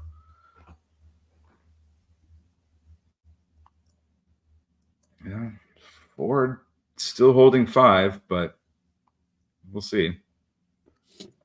BENF, that was a great. Let's see, was it Smoked Tuna? I was talking about it. Yeah, from the support too. That was good. Oh, here we are back to 2 as well. Duo still looks like it's moving up. It managed to recapture for the time being the 65 and 200 EMAs. See some more volume expansion here to help us get into the 4 handle. It's got a number of orders to chew through in order to get up there. What do you think, Shaka? Is AAOI done after hitting 1529, or we still got more here? What you got for us? Rosh Hashanah Yom Kippur volume. Didn't that end yesterday? Rosh Hashanah? Yeah, but I think the adage is, wasn't it buy Rosh Hashanah, sell Yom Kippur, which I think is next week? Gotcha. Okay. I actually didn't hear that before, but that's a. Well, actually, I believe we talked about in happy hour earlier this week. I believe Tom told us that it's likely going to be low volume, especially towards the end of the week. I think that is exactly what we're seeing here.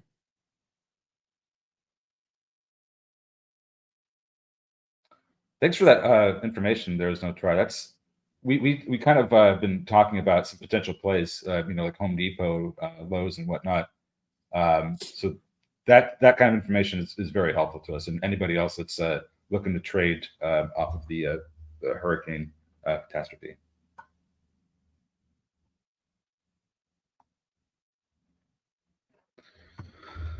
All right. Still looking for that movement from Duo. CAPR kind of going sideways. Real quick, there is no try. You're near Boone. Is that Boone, North Carolina? Helping parents and neighbors dig out. Everyone's ripping sheetrock and insulation out of their homes. Lots of activity. Everyone on generators. Spirits are high. Okay, that's the most important thing. Glad to hear that that spirits are high, man. Like Jay is saying, prayers for you and your family here. I've been one of my buddies is in South Carolina, and he's really been dealing with it this week. I hope everything's going, man. Going well, man. Sorry. Weakness in BENF. Losing some levels there. Yeah, it just lost its VWAP there. EVGO been going sideways. Got up to the intraday high, 669. Not sure if we're going to end up breaking through that yet with this volume. So Ford, FORD trying to turn around. It's very slow. Yeah, that looked like that was starting to curl there. Mm-hmm. Crent Biscuit. I don't think there's any money left. There were other things that apparently the admin thought were more important, which, let's be honest, it wasn't. EVGO still flirting with that 669.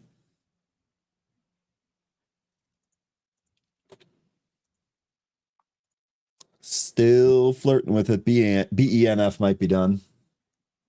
SM Summit, that is trying to turn around, it looks like. That might be interesting here. Also, I thought I saw another one, no, not Duo. SGMT up at VWAP, trying to get back above it.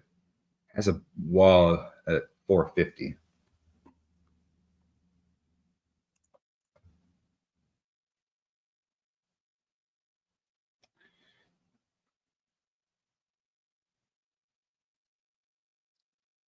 Oh, Really, ALTM lithium play, small lithium guy going here.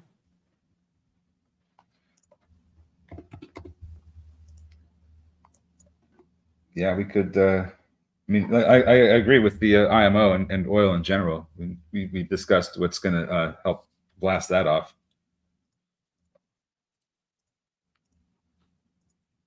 Yeah. Oh, here we go. EVGO pushing up. Jay Grant, man, good stuff here today. Yeah. Great Friday. Have yourself a great weekend. We'll catch you next week, boss. Good stuff. If you're having a great day, I don't think it's bad to call it here because, man, this is really slowed down. I may end up doing the same thing. I was going to say, I was just thinking myself, 13, just as you said that, it was like you were literally reading it off my brain. I was like, I might start the weekend a little bit early this week. Yep. Just keep your Crow. alerts set. Sorry. Crow mentioning ALTM. Lots of Congress members are in this one. I only see one here. Thomas Carper. Were these new ones that maybe haven't been updated yet? Because I could see too.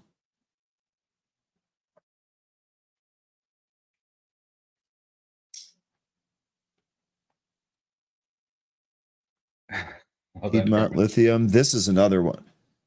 Take care, Lynn. Have a great weekend, Lynn. TOBX, a possible sneak.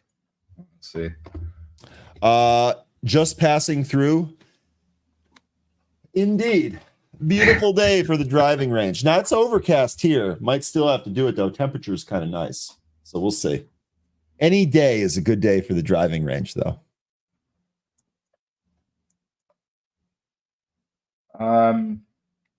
So that pre-market consolidation with TOBX, that would be my concern. I can bring that up here. Yeah, I think I don't know. I think we already had the good move in this earlier this week. I think we just need to kind of temper expectations with this one. I don't know what's going to push it back up. What was the news that brought us up here? What was like a phase one? Yeah, this was from Thursday here. Theriva Biologics announces the outcome of data and safety monitoring committee review in the phase 1b/2a clinical trial. You got it. Yeah, I thought they had some kind of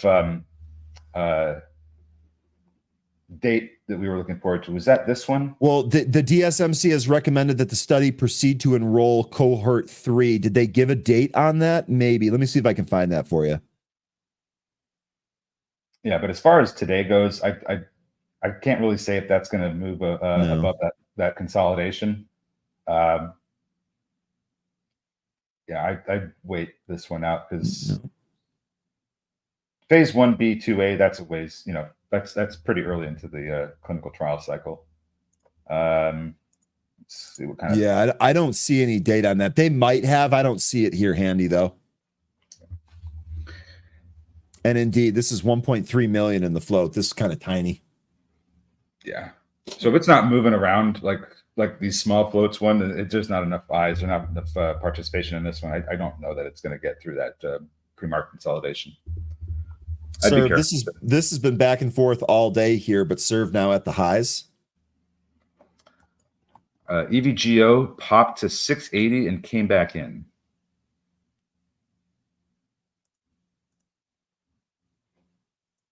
Not a whole lot of big option transactions either.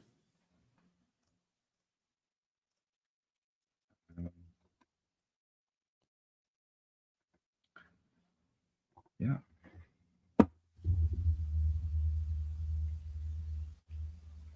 Don't know what to look at the moment. Things are so slow, I can hardly tell if they're moving.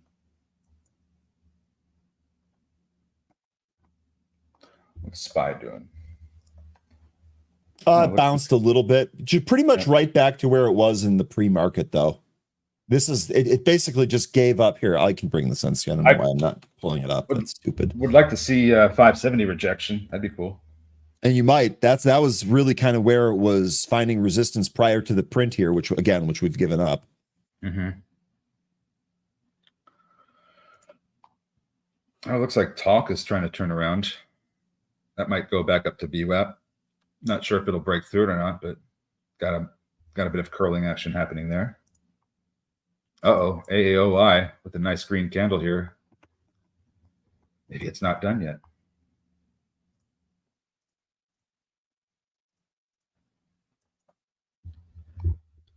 Well, Oops. well, hi there. Yeah, sorry, the screen share just dropped. Let me get this back here real fast.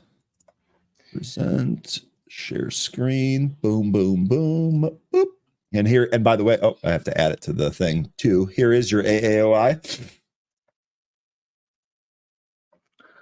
Man, CAPR still making new intraday highs.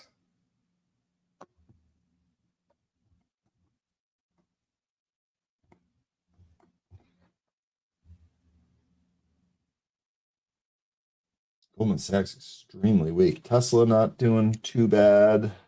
Crow, that's interesting. Is that HBO documentary out now, or is there a release date? Yeah, this would be. I'd watch that. I mean, even if it ended up not being correct, I think I'd be entertained by it. I'd be curious to watch that. Free fall Friday inbound. I'll be here for it. Really would love to see this market with a meaningful correction so that we can go higher. That should probably help my Nike short too if we get that. I'd be all right with that. Not sure when it comes out. That'd be interesting though. I agree with you, Jonathan Cooper. I think that's probably a lot of what we're seeing here today. Is just a lot more caution because, man, that jobs number. I was thinking that we were going to make new all-time highs. It's when we first got that, even though I believe it's completely manipulated. I thought that was going to drive the market up. We almost got there too, but didn't quite make it. Yeah, I think there could be some turmoil over the weekend that's keeping too many people from holding positions into the weekend.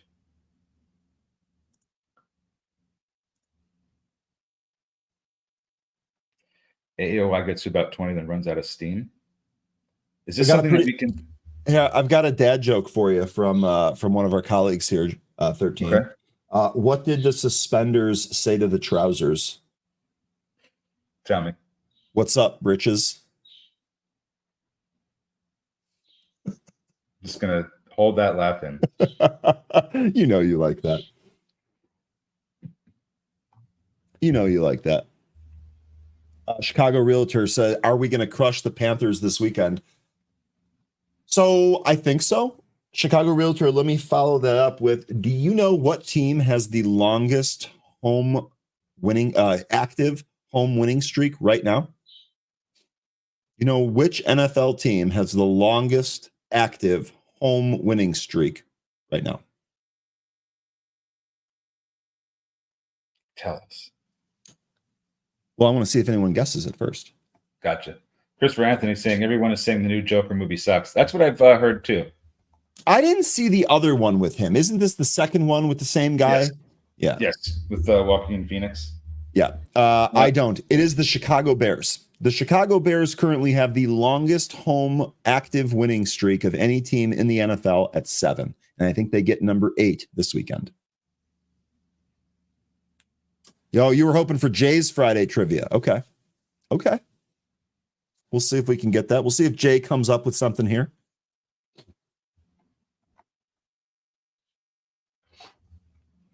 All right. By the way, thanks, chat. Thanks for the LOLs there on the dad joke, because the dad joke pro here was really salting me up by not saying anything. And I thought for sure he would have been one that liked it. So I'm glad that you folks gave me that.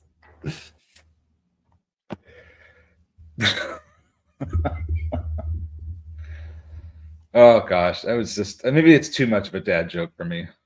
Too much of a dad joke. Okay. Tiger here, really kind of pulling away. Safe could be looking to fill the gap. I mean, I don't think there's a ticker out there that's more appropriately named right now. Let's see here. Fill in the gap. Bankruptcy report here, and the stock is trading higher. The universe is in order, it would seem. So that would be another what? About another 50 cents or so.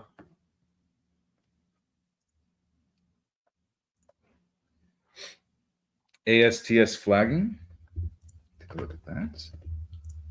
I'm happy to look at anything here. Don't see a whole lot. Scanner's not really. Oh, we just got AAOI calls. I wonder if those might have been closed out though. Yeah, those were the 10 calls. That was a nice win there. 2465 intraday high for ASTS. Not too far away from there, but some sellers in the way from that progress. Needs tell me if you heard this before. Needs volume. Yeah. UXIN. Did we have news here on this one today? Or is this just it's just an intraday pop. That's just traders messing around with it. So looking like SPY is running out of steam on this bounce. Let me bring that up here. And wouldn't you know it, it's not able to get over 570.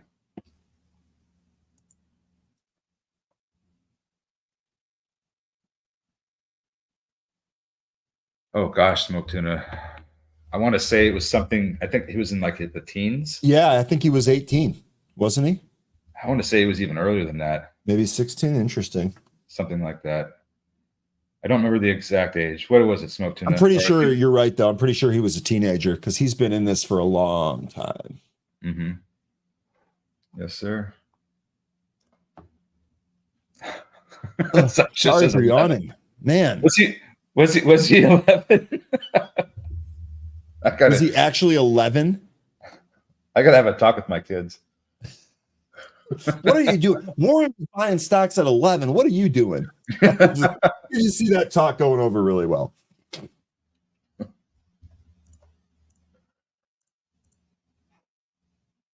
Q just popped over $1.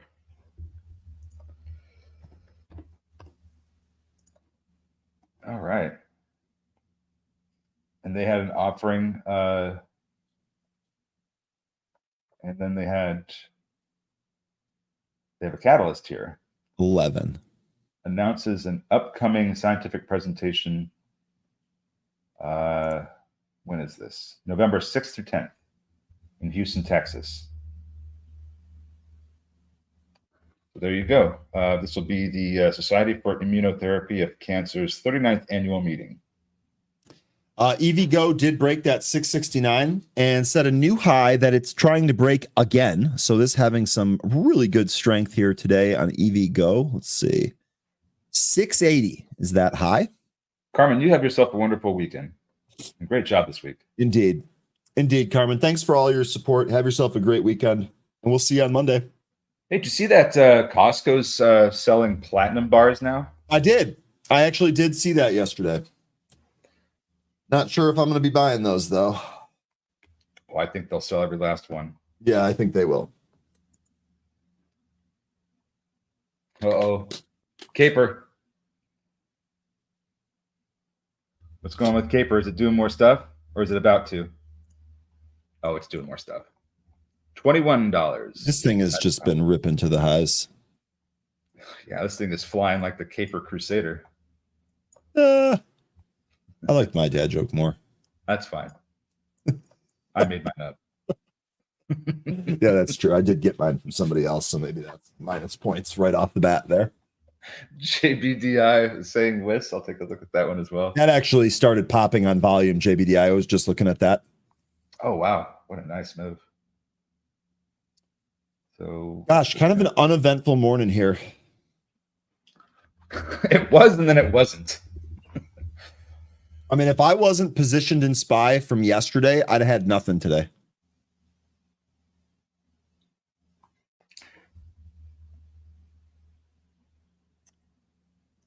How's Nike doing? Well, you're right, Fairchild, not on his own, but he does have some cool gadgets. He has all kinds of flying vehicles, even if they can be penetrated with one bullet. Platinum is just better steel. Okay, 13. We're going to have Anne-Marie on here for the option show. All right. In fact, I think we're getting there real soon. Let's see. Should be just moments away.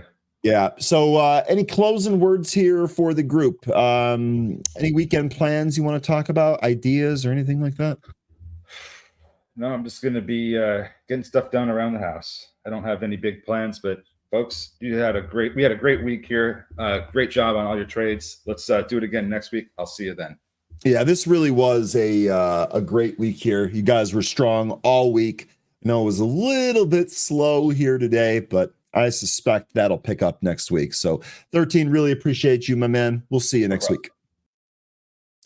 And he actually removed himself. I did not remove him mid-sentence, so that's cool. So 13 leaving means that is room for Anne-Marie. Let's go ahead and bring on the one and only Anne-Marie. Anne-Marie, how are you doing here today?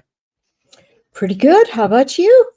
Doing pretty good. I will say it's a little slow here as far as like, some of these smaller fast trading names here today. But thankfully, I happened to be at my computer in the after hours yesterday when I saw the news come across the wire that the port strike was resolved. So I, of course, bought SPY shares on that and then sold that today after the jobs print. So I have one trade here today that is booked for a gain. But man, that was all. It's delayed. It's delayed resolution till January 15th, but they did accept, I believe, 60 something. They accepted a pay raise and put it on hold officially. That's fantastic. So, yeah, SPY traded up in the after hours on that, held it into the morning, and then, of course, popped on that jobs print that we had this morning. Excellent. All right. So, well, what are you in the mood for? Well, that's a good question. I would turn that around here for the chat. Chat, do you folks have any stocks that you want to take a look at here? Anne-Marie, I'm going to go ahead and throw up your screen share here. Happy to take some from the chat. If we don't have any, I think we had one left over from Tuesday that we couldn't get to. Let me check my list here real quick. Yes, I have my notebook. I think we do. So we did last time, we did Docu, SMSI, and Celsius. But the one that we didn't talk about that was still on there was Bristol Myers, ticker BMY. BMY. All right. And it looks like, while we're talking about biotechs here, it looks like Chicago Realtor is at a Realtor, excuse me. Oh, can't believe I just missaid that. Looking for PFE Pfizer. Big B's saying Dell and XOM. So there we go. We've got a couple here to work off of. I got a list for you. So sweet. Yeah, perfect. All right. So let's start going through it. Let's take a look at BMY. Are we thinking about an earnings trade here or just overall assessment of positioning into the next round of motion? This looks like I'm going off of memory. Yeah, I'm going off of memory, so don't hold me to this, but I'm pretty sure that this person was talking about a potential earnings trade. Okay. All right. So let's pretend that this potentially might be an inverted head and shoulders pattern. If we wanted to take the peak to trough of the shoulder conservatively, we would be looking for about a $10 move to the upside. And so if we choose the end of November as our particular strike event, we could look at 60 to the upside, or I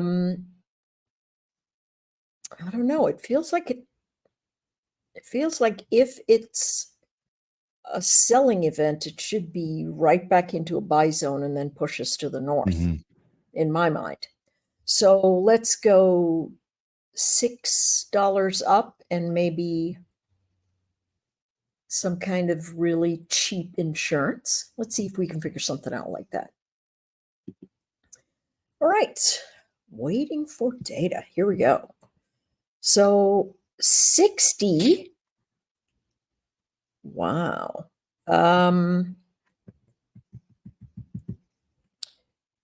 This looks like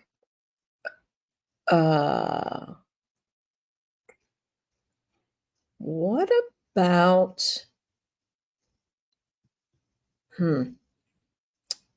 we could do a calendar spread. which is kind of nice. So here is the thought, right? The thought is this chart is eventually going to get to 60 and potentially higher if it keeps the good news and it starts moving into wherever. So $60 might be far away from where it sits right now, but here's the beauty of the calendar spread. I know we don't normally talk about the calendar, so this is kind of fun. So when we take a look at this, we know that the break-even price is $60.41, and it's pretty far away. But it's also the maximum loss that we would expose ourselves to if price action either continues up or continues down. Here's the beautiful thing. Let's say it chokes around and doesn't quite get to 60 by November. This one will expire worthless, and you will have the full credit and unlimited upside if this continues to the north. So at 41 cents, with an inverted head and shoulders pattern and us sitting above all of the moving averages and an ATR that's continuing to rise and volume rising as we move into the charts, there's a lot of very good things that can happen right there. Now, let's say it collapses and it fades into near-term support. What you can do then is this 60, which we're selling at 48 cents, it might drop to 12 cents. And so you can buy it back, and then you'd hold the outright long Decembers to an equivalent of about, 28 cents or 30 cents. And indeed, that's a third of what it would cost if you just bought December outright. Does that logic flow? Does for me. Okay, great. Does for me. That sounds good. Yeah. And so what it does, because you're selling the call on the front month and buying it on the back month, you're giving the chart an opportunity. One, you're financing a forward contract. And so that gives you the opportunity to have things, potentially go your way if they get a little sloppy. If it does fade, this will lose a ton of its value, but the time premium on the December one will stay pretty steady. And since it loses a ton of its value, you can buy it back. So it's not even there. And you end up, if the chart turns around and moves forward, you've done a good thing. Now, let's say the chart moves up, but it doesn't really hold the way you want it to. You can always come and sell the 65s behind it after that November expires, and you end up compressing the amount of premium that you've expended getting yourself into the position. Okay, cool stuff. Amanda, no surprise here. Amanda likes this trade. So and you know what? I can't remember who asked for Bristol Myers. This was earlier this week. Might have even been Tuesday morning. I can't remember who asked, but I hope that they're here. So, okay, good stuff there. That's ticker BMY. The next ticker that we had on the list was Pfizer, ticker PFE. So Pfizer's in the price point that I don't love positioning option trades like this, but let's take a look at how it's behaving. It really is in a bit of a serpentine, so it's clearly landlocked. And earnings moved out and then retested. All right, so let's take a look at a monthly. See if it gives us a little bit more color. Oh, all right.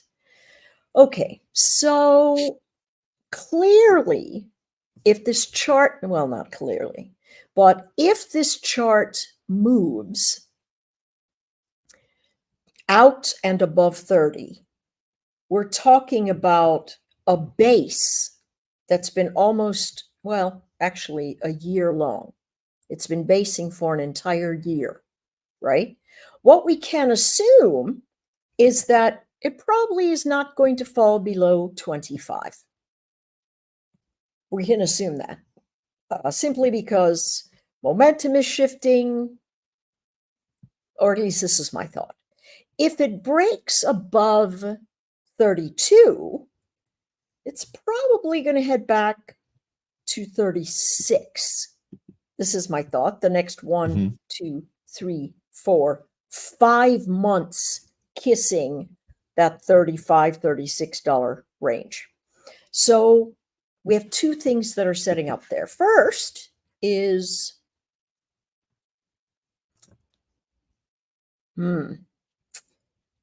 if we think it's not going to get past 25, but we think that it might give us a chance to position well in there for a move up on the fade, selling that outright, saying, you know what, I'm going to pick up 100 shares of Pfizer if it comes into 25. I think that's going to be great. Your break-even point would be $24.89. No, $24.79. And it has not been lower in quite a long time. So you can actually really sell the 26s. And that way you might want it to fill, right? So that you can get involved there. So that's the first thing you can do. The next thing, again, is the same kind. I don't even believe that we have two of these in a row. It's the same kind of trade. You look for the break over that 31. And so you're going to sell that. And you want to buy that calendar spread, right? It's, whoops, yes, calendar spread. And that one's 18 cents.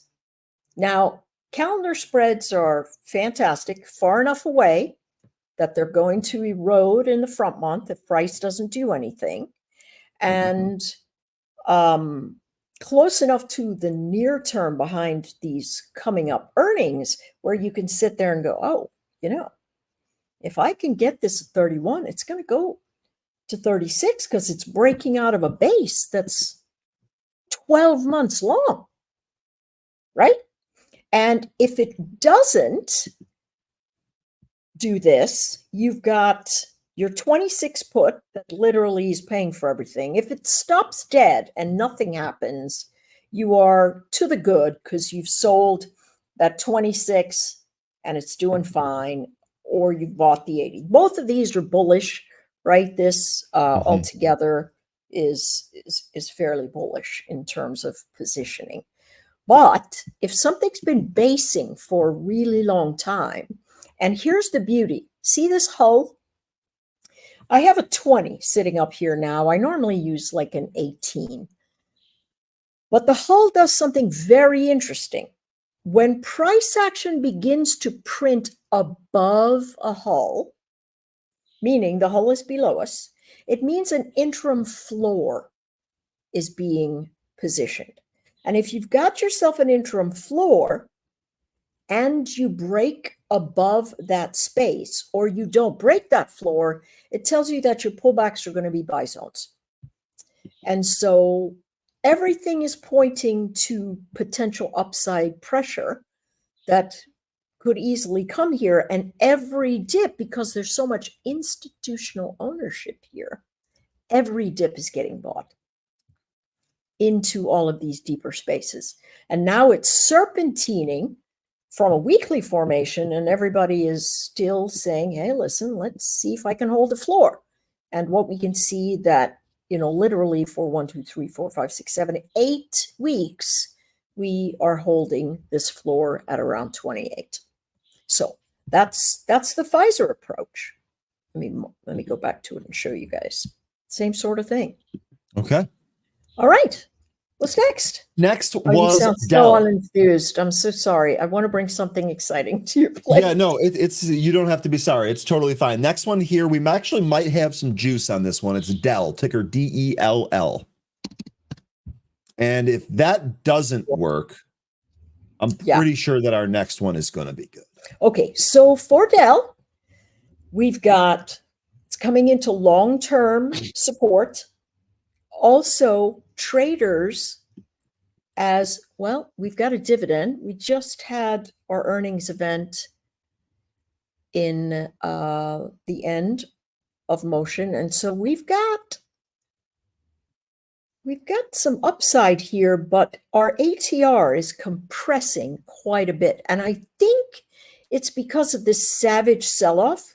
Mm-hmm. So we're walking through and up into a wall of worry that we might just get up and over. So my thought is the following. I'm above the hull. I've got upward trend on a very long time frame. I've got flat to down on an interim frame, and I'm seeing bullish price action on the wicks. And so this looks pretty bullish to me. The one fly in the ointment is fading volume on the updraft. And so the fading volume on the updraft, sometimes it doesn't have any effect on where price action goes, and sometimes it does. And so at the end of the day, what I'm going to do is I'm going to clear these drawings. And let me double check. Yeah, I do. I think it's got room to go into the resistance zone, and it's pretty far away. On top of that, let's see what the weekly ATR is. 13. All right, let's give it a go. Let's go. Okay.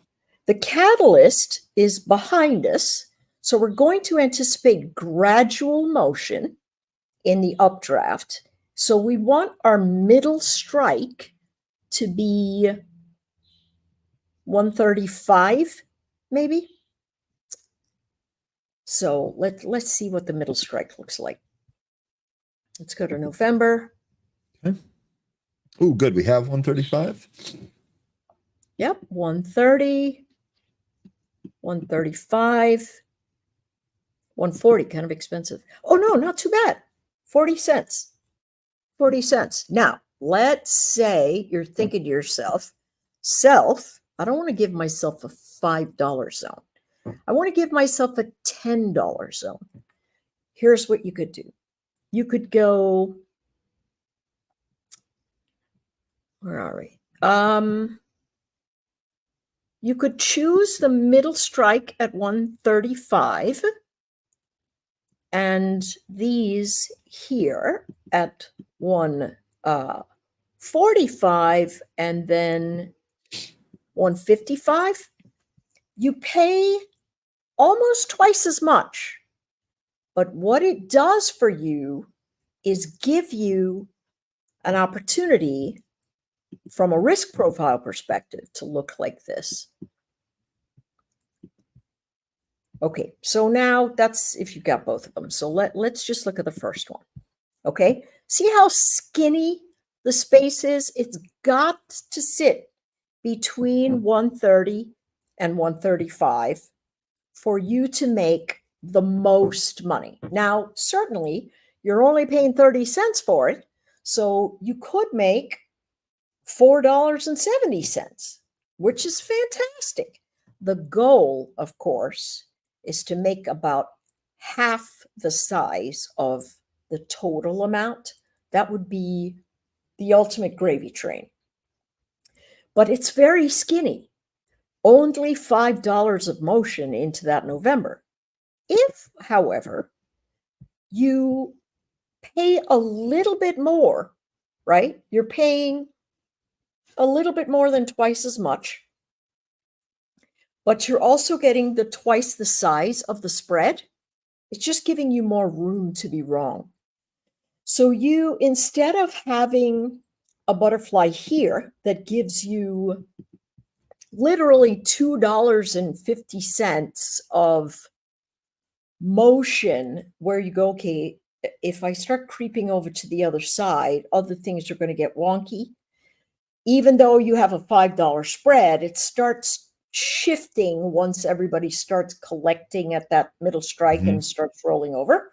And so, although oh, look, you could almost get it for exactly twice, which is perfect because it will double the size of the room you have to be wrong, which I like. I prefer to pay a little more and have a lot more room to be wrong than to pay hardly anything and just have a very tight room to be right. Are either of these going to be easier to close? Is the larger spread or the smaller spread easier to kind of close the transaction when you're done? Okay, so for here, when you're done. Well, yeah. Right now, there's a ton of volume sitting in here in terms of open interest. Okay. We have plenty. And I would imagine then if we traded up into that range, we would still have plenty then, and maybe it doesn't affect it then. We'd have even more. Yeah. We'd have even more. Yeah. If we were sitting in spaces where we had just several hundred and single digits, yeah, we might go, oh, all right, I might need to be concerned about that. Okay. But overall, no, especially because the open interest is already in the thousands, especially where we have our long strikes. Okay. We don't really care if everything stays really hot here and the ones underneath stay really shallow or damp. It's going to mean that they're not going to test them, and we really don't even care because that part could easily expire worthless, which is sometimes what we have a tendency to do if price starts stalling. Okay, cool. All right. Next one here is going to be ExxonMobil, ticker XOM. I know. And if we run through this fast enough, we actually have another one here from the chat as well. So we got plenty of stuff. Great. Okay, so taking a look at Exxon, absolutely fantastic. I was going to say, that looks like that's already busting into the other range that you had there. Well done. We have had,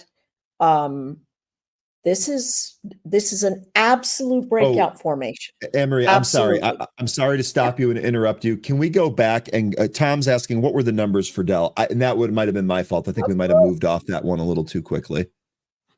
So here you go, Tom. Here you go on Dell. I'd screenshot those if you want that, and then let me know when you're good here, Anne-Marie. We can probably end up moving back to XOM. I screenshotted this, so Tom, if you didn't get it, you can get it from me. Just shoot me an email. All right.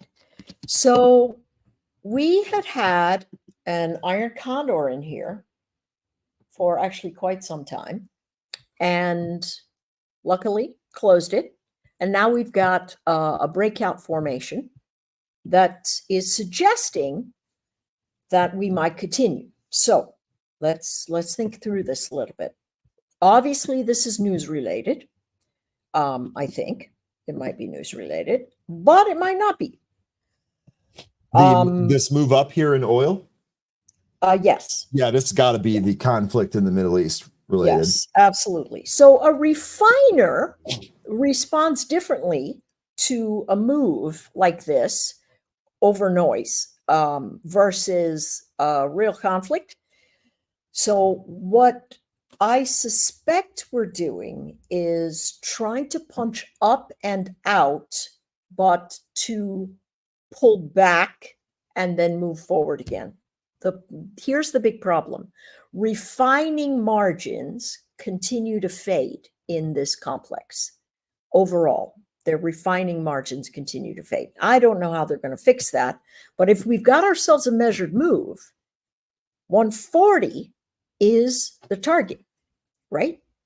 A minimum of 130 and then 140. So we're already $6 away. So when do they have earnings? 11/1. All right. Let's take a look. These are both gone. Two things we can do.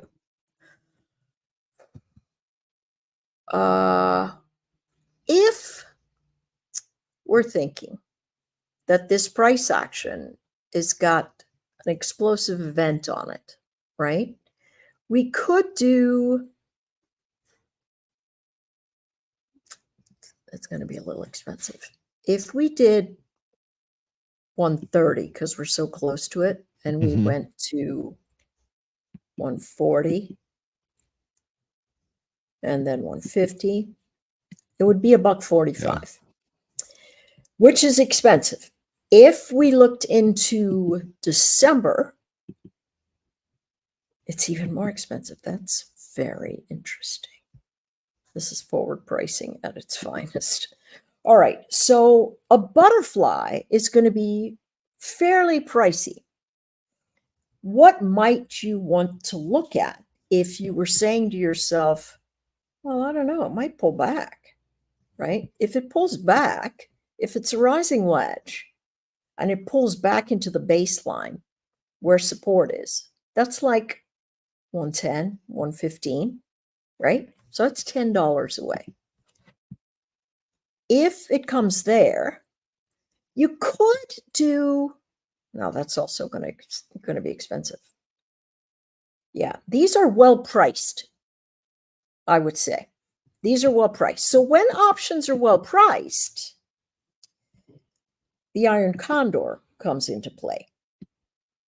And the iron condor is coming into play here at the 135 to 140. So you might go, oh my gosh, I'm only collecting $1.32. Now listen, $1.32 is way more than 20% of the spread. And so that is a pretty nice collection of, that's a pretty nice collection of premium while it erodes.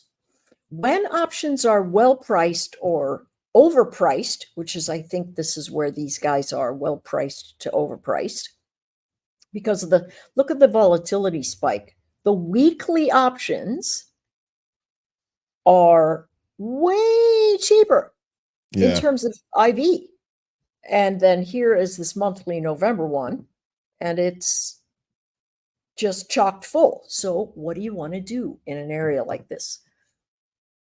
A lot of times as traders and investors, we have to think to ourselves, okay, it's time for a little jab jab versus a melee where you're throwing yourself full bore into whatever's going. And we're getting into a space where we're jab jab, jab jab, little bit here, little bit there. This is kind of expensive. I'm only going to put one of these on here. And you know, we've got earnings season sort of ramping up. So there's all kinds of stuff that is very likely to go on here. And I like this one particularly because iron condors have been paying off big lately, particularly in the Benzinga Pro rooms. Okay. Awesome. I did have a question here from Amanda regarding the iron condors. I like to, oh wait, no. Nope, I think it was up higher. Here we go. I do have a question. Is an iron condor just giving a sell strangle a hug to reduce buying power? Of course. Yes. Yes, absolutely. Absolutely. Okay, there you go, Amanda. She frames things. Yep. Yeah, I was gonna say at first I wasn't quite sure what she was asking there. Yeah, I was like, I'm the pretty hug sure is Anne-Marie will know. protection. Yeah, the hug is that protection. Okay, gotcha. Listen, are you weeping with me for my Orioles, or are you happy with the Kansas one? I do not root for Kansas City anything. So I am definitely. I will say you're still on the Christmas card list. Yeah. Okay. Good. The Orioles. I will say the Orioles. I did kind of see this coming. I'm sorry to say they really kind of limped into the playoffs as it was. They did. And Kansas City, they played a good game. I will say, did you watch that Met game last night? No, I didn't. Okay, so I don't root for either of those teams, the Brewers or the Mets.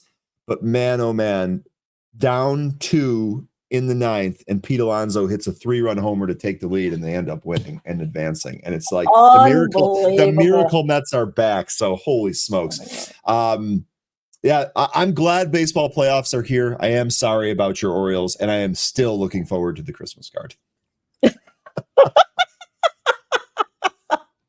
So it is what it is. Zune, how's it going, my man? You know, for the Mets, they lost this game 2 because of bottom of the 8th. They gave up like 4 or 5 runs. I was thinking about that as So he it's kind was of saying like that, because they- I did see the second game. You know, karma came back to help them, I guess. Didn't bite them in the bum, but yeah. So, you know, got a little. They made amends. I'll tell you what, big time players make big time plays in the biggest situations. And I'll tell you what, the 9th inning being down and then putting your team in the lead doesn't get much bigger than that. So that was something else. Amen to that. All right. Well, Anne Marie, always a pleasure to see you. Hope you enjoy the weekend. Hope everything is back up and running at yours with the hurricane and stuff like that. Ryan, best of luck this weekend with your bets, man. Thanks very much. Go Bears. See you guys later.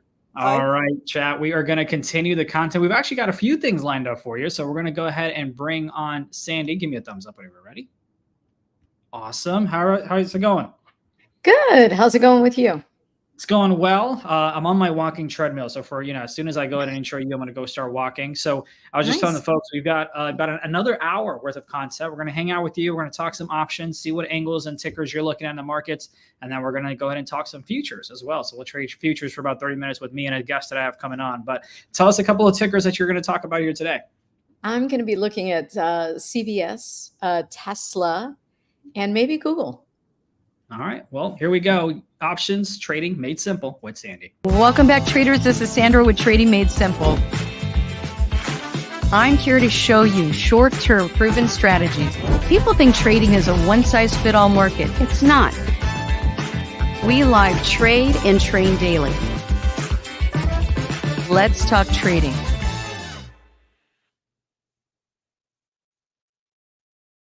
Hello, hello. Let's talk trading, everybody. So let's take a look at SPY. Hope you guys are having a great Friday, TGIF. So as we're looking at the SPY chart on a 1 hour. I mean, when you take a look at this chart, I mean, this thing is just going sideways. No wonder the iron condors are working so well, right? So if you don't know what an iron condor is, it's really just 2 credit spreads that you're selling. One on the call side, one on the put side. And it really is just all about sideways action. That's what it's taking advantage of. And clearly, as you can look at SPY, you can see this sideways action. So we had a little pump today in the morning, came down to retest our support level.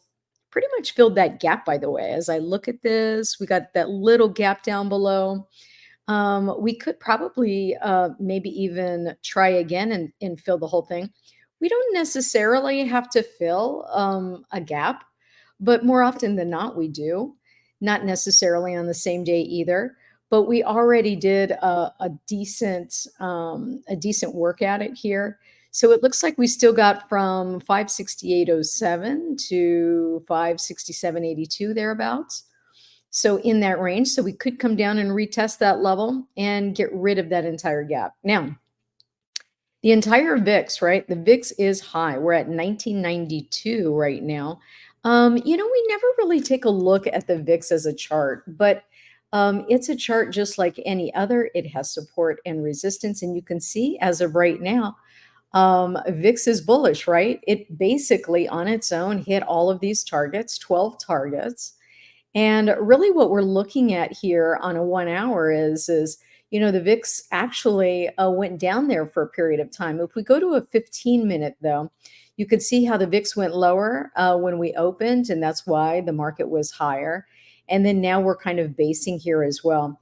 If the VIX actually ends up popping above that 20, we read this just like any other chart. So the VIX has its support and resistance levels as well daily.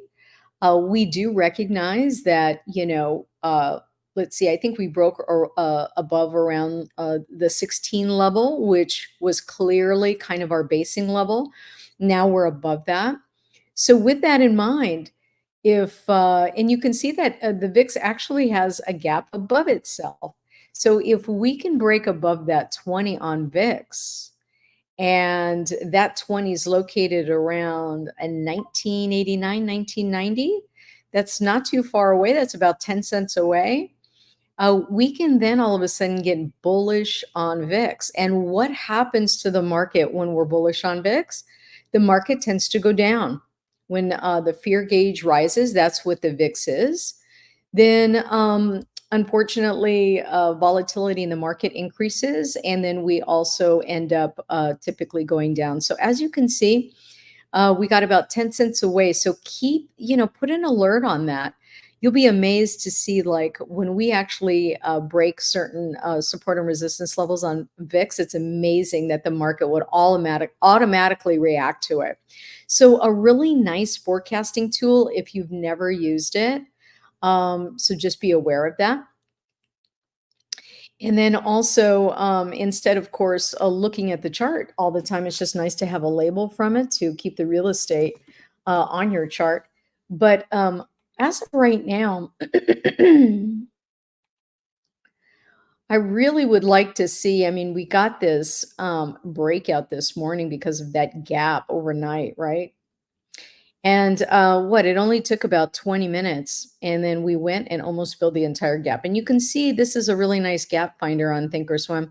You can actually see the gap that's remaining. It's a very small area, but this area right here is actually has proven to be a good support here.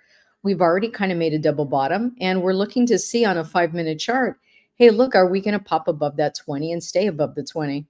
These consolidation bands really kind of just identify kind of a long running consolidation area. And it's really looking to break above that 570.79. So I would say around 571 for a breakout of SPY.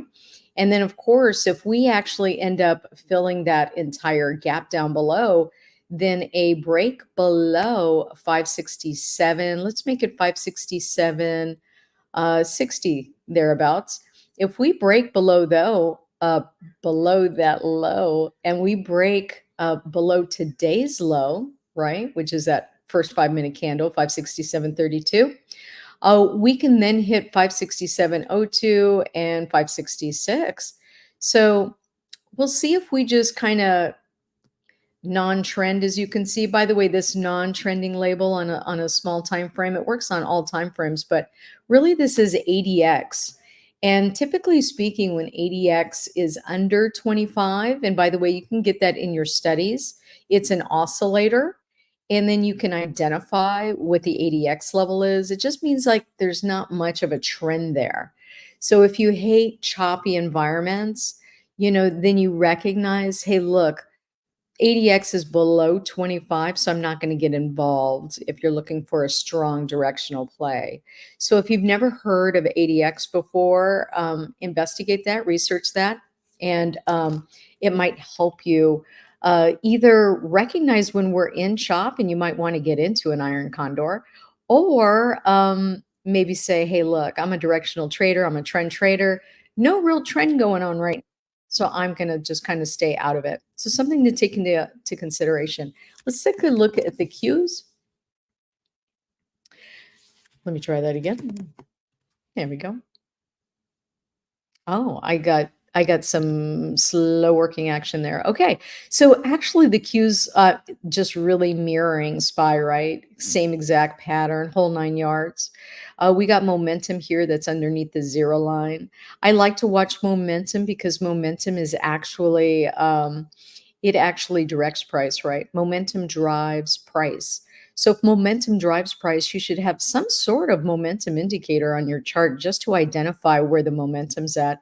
Right now, it's below that 0 line. So until we actually pop above that 20, and that's that 20 EMA, that's my preference. You could use VWAP or any other combination of indicators, but that's kind of like my reversion to the mean, right? So with that thought in mind, looking for price to break above 20, and then also for momentum to get above that zero line for us to actually start to increase and maybe come and retest today's high. Like, are we going to do it, or are we going to just go sideways from here on out? So as you can see that even momentum right now is staying within this 100 line. This is a nice little indicator too, because as you see non-trending, and then you also see that momentum is kind of staying within the plus 100 and the negative 100, kind of just shows you sideways action, right? So we need those ticks to increase, buying pressure in the NYSE to really see this thing move. And typically speaking, if you're looking at the tick monitor or chart, there is a chart. You could do $ tick.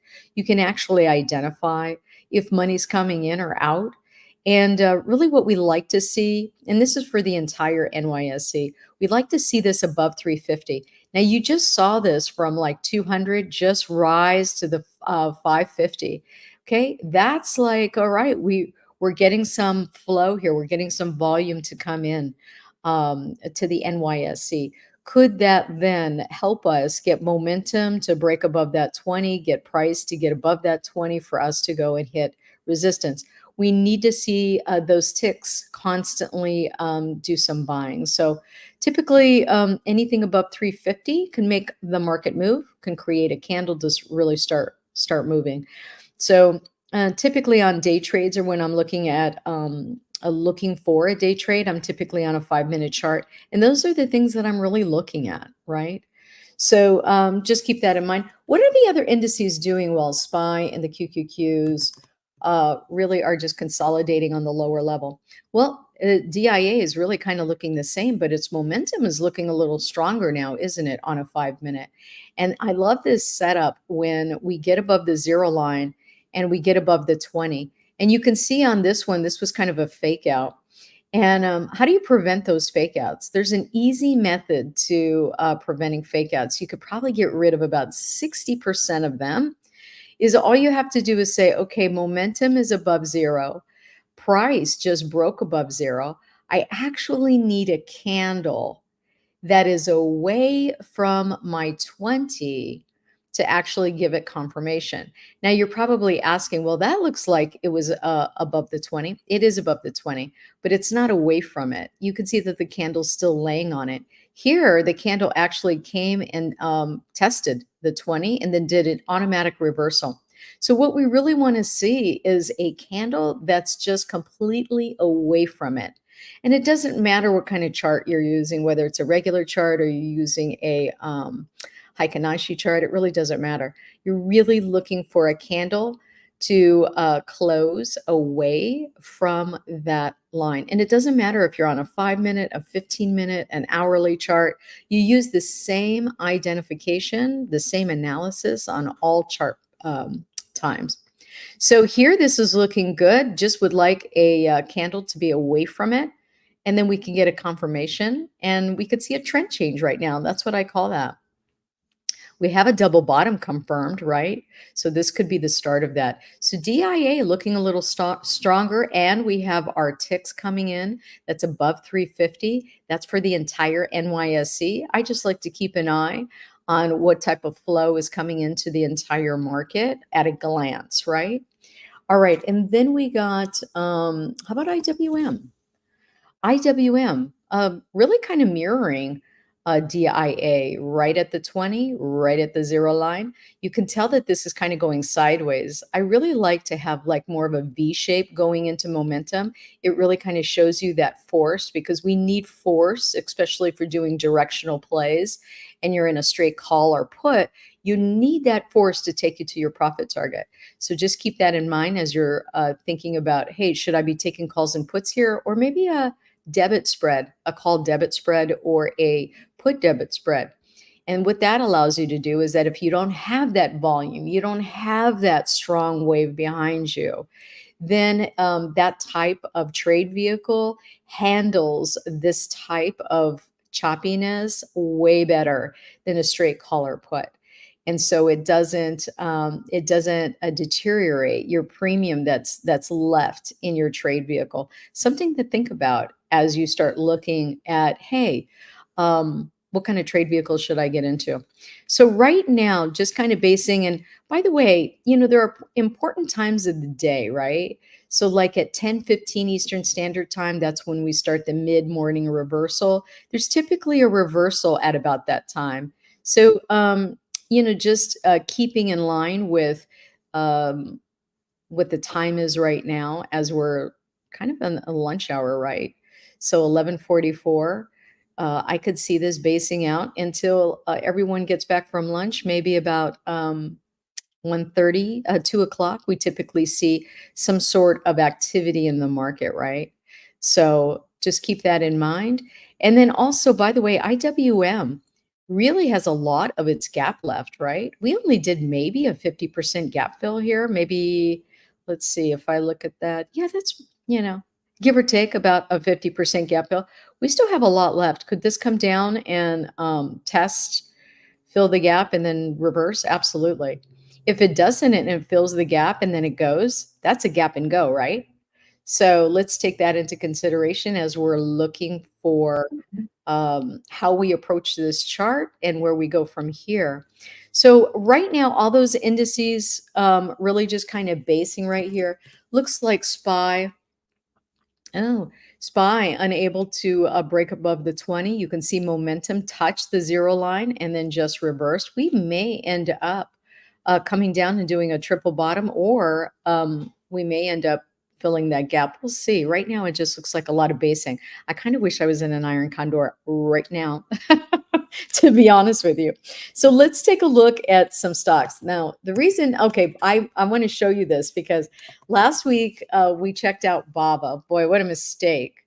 And I said, hey, there was a ton of actual flow coming into BABA. And we were right about, let's see, today's Friday, say Wednesday. Oh, right here. We were right here. And I'm like, wow, we're right here at this resistance level. Not really sure I want to get into BABA, even though there was a ton of unusual whale flow in here. Okay. So we decided not to get into it. And look where it is now, for goodness sakes. So that was a great identifier of how option flow, right? You're looking at institutional buying and selling, and you can see those orders coming in. Then you look at the chart and you're like, God, technical analysis. If we took that away, we would have gotten into that play. And let's see, we were around 106. Now we're at 114. That would have been a heck of a great weekly play. So I wanted to take a look at some option flow, clearly, because we missed the boat on that one. And so I saw some option flow on Tesla. Tesla 270 calls coming in, 320 calls coming in. So on a daily chart, I'm looking at this and I said, well, you know what? 60% of the time we close within our weekly range. I'm on a day chart right here. Here is our weekly range. You could see that we actually hit our weekly low on Tesla. Now, the way I look at this is I love this setup because look where the 20 is located, right where the weekly low is. So price came down, tested the 20 on a daily, and now is taking a little bounce.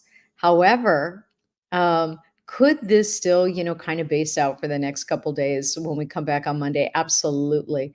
But with that option flow, I think I'd like to get into, let's say, a call debit spread.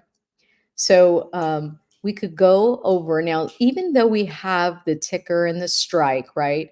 Let's see, it was a 270 call for October 11th. So if we go over to the trade tab and we go over to October 11th, let's see what a 270 call on Tesla would cost us. So here you can see a 270 call would cost us $335. Now, what I like to do is like say, okay, you got all this option flow coming into Tesla, and they're taking this at the 335. What I can do is actually just get an at the money debit spread. Let me show you the cost of that. An at the money debit spread, which is a 247.5 to 250. It's going to cost me $1.08. So you can see how you could actually leverage using a debit spread. And if this ends up going sideways for a couple of days, it's not going to matter too much Debit spreads will really allow you to kind of hold on to your trade so much longer than a straight call or a put. So this is a really nice risk versus reward. If we take a look at it, you're basically, your max loss on this is 105 to make 145. So I like that. That's like, 1.5 times your profit. Either on debit spreads like a 50-50, like, if it's 1-to-1, or anything higher is what I like. And so here we have a call debit spread, and we're taking the 247.5, 250. I really like this play for next week. Let's take 5 of these, and you can see, like, let's say you wanted, as an example, right? You wanted to risk a certain amount, or let's say you're using a certain amount of your portfolio, and you're like, well, I'm using a certain amount of my portfolio. I got about $500 of buying power for each one of my tickers, as an example. And so, well, yeah. So as you're looking at Tesla, instead of taking that 395 call as an example, you could be taking 5 of these. Now, clearly, that would be your max risk, right? But if we put in like a 50% stop loss and a 50% take profit on some of those contracts, then you're limiting that amount of risk. So that's another thing that I like to do, is really kind of just give myself a 50-50 on the debit spreads. And so what I'll do is I'll start removing some of those contracts when I hit a 50% profit. If I end up hitting a 50% stop loss, those are my rules. The rules are in place for a reason, right? So as long as your account can handle that, I think this is a great play for next week. Regarding option flow, right? Regarding option flow, we missed the boat on the option flow last week, looking to take advantage of option flow this week. So basically, the total max loss on this play, if we were able to give the entire thing and there was some black swan and I couldn't get out at an automated 50%, is $525. And the max profit on this, if this ends up, if Tesla ends up ending the week above the 250 level next week, then I can make up to $725. So I kind of like this play. I'm going to go ahead and submit that order. The other item that I wanted to take a look at was CVS. So CVS looked interesting. And let's take a look at that chart. So CVS really basing here and then getting a breakout. We got a breakout last week, and we broke above our last pivot high on a daily. So remember, on any chart that you're looking at, if you are breaking out of your previous high, okay, then that is a strategy to go long. We just broke out of our high, right? This could have been a double top and then a reversal, but really we broke out of our last pivot high, which means we're going to make a higher high. So now we're starting a trend. You can see that we were low, we were basing. And what happens after we base? We're on a daily chart here, so this is a swing trade. What happens after we base? We typically will go, either accumulation or distribution. Here we're doing accumulation. So once we start creating a trend again, right? What are we going to do? Make a higher high and then a higher low. And so that's what we're looking for on CVS here. It's a nice area to get into. I think let's look at a monthly on this and just let this thing kind of work itself out and see how high we can get. I was actually looking at, now, if we take a look at a stop loss, right, you can see, by the way, that we're in this channel here. You could see where point of control was this week. And I would say for next week, here's our weekly expected move. We could get all the way up to 67. We could do this as a weekly if you wanted to. I'm going to put this in as a monthly, but you could do this as a weekly. Let me take a look at the trade tab real quick and see what we got going on here. I was originally just kind of looking at maybe November 15th, do a kind of a monthly. And I was actually looking, let's see, what was I looking at for there? You know what? I actually like it for a weekly instead of a whole month. Plus, then,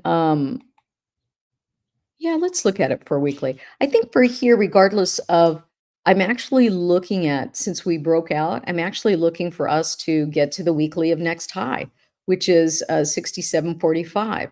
So what I'd like to do then is go over to the trade tab, go over to the 66.67, saying, okay, I'd really like to close or break above that 67. And look, this is only $32 for every debit spread that you create. Now on this one, if you get this, your max loss is $32 and your max gain is $68. That's like a 2-to-1. Again, I like those odds, and you could take a lot more of these, right? So I'm going to, depending, of course, on your account size. So please remember that you always want to only risk, 1 to 3% of your portfolio value. Now, if you're working with less than $25,000 and, you are considered maybe a small account, you got $5 or $10,000, you may want to adjust those figures on certain stocks, because some of those stocks that you look at as an example may be too expensive to get into. And you may want to just increase then, right, your risk to maybe 5 or 10% if you have a small account. And of course, I'm talking like $5,000. How about for those people that have 500 or 1,000 as an example? So you may need to increase your risk amount based on a smaller account. So just keep that in mind. But remember, you're only risking what you can afford to lose, because that's what's about trading, is a disposable income. All right, we're in the CVS and we got a couple minutes left. Let me take a look and see if you guys have any chart requests. Let's take a look at a real quick 15-minute here. We're just basing. We had a big move. What do we typically do after a big move? It's, bull flag, right? You got the flagpole, and then we're basing on a 15-minute chart here. We're above the 20. I like it. Could we come down and, test the 20? Absolutely, we could. So I would say that anything really below that 62 level, I may want to cut it, because that's kind of where the 20 is on a 1-hour chart. And I do like the 1 hour. So for shorter swing trades. So typically speaking, for like weeklies, I like to look at a 15-minute chart and make sure it lines up with a 1-hour chart. And what that means is basically that momentum is above 0 and that we are above the 20. And then what I'm looking for here is basically another move up, a higher high, okay, and a lower high, a higher low. So that's where we are right now, just basing on CVS. Any questions about this, or do you have any maybe chart requests? I got about 3 minutes here. Let's take a look.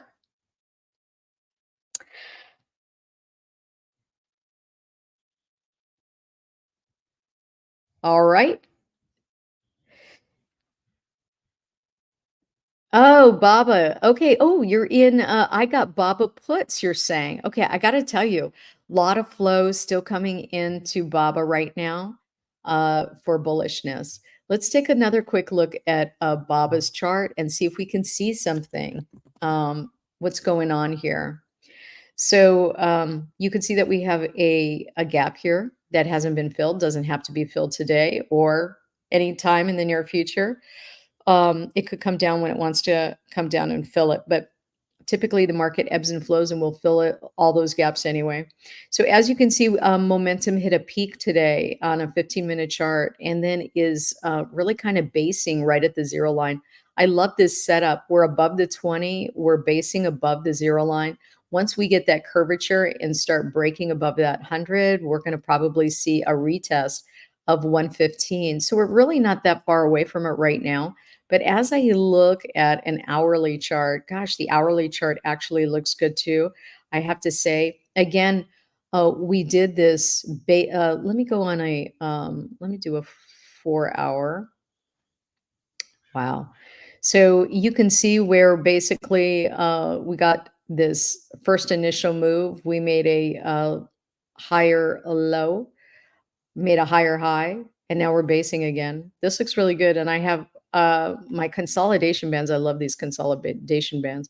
I would say go for the short for a reversion to the mean trade if BABA breaks that 110.50. And its next breakout, by the way, is, I would call it 117. So could you automate that in Thinkorswim? You can automate this on a lot of platforms, but if you're not into automation, I highly suggest it.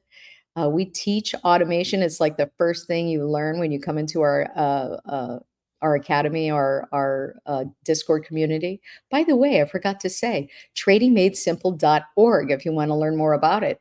If you want to get into automation, I have some great information at tradingmadesimple.org / autopilot is what it's called. And basically, it's a masterclass on how to utilize the Thinkorswim platform to automate your trades once a week. It'll take you about an hour when you're a beginner, but as soon as you do this for 3 or 4 weekends in a row, my gosh, it'll take you 15 minutes to automate your trades for the week, and you're good to go, and you don't have to manually trade and be in front of your screen. So something to take in consideration. If you haven't already learned about it, I'd love to teach you. If you have any questions, my contact as well is on that page. Awesome. It's always great when you're in the gym getting gains, and also when you have your trades set out and you're getting gains in the portfolio as well. Sandra, always appreciate your time here. Best of luck with your trades. I like the CVS one. There was some flow in that as well. And we'll see you next Friday. All right. Sounds good. See you guys Take next care. Friday. All right. All right. We promised you guys an hour's worth of content. We got 30 minutes of it with Sandra with some great insights on options, tickers. And now we are going to go ahead and trade some futures.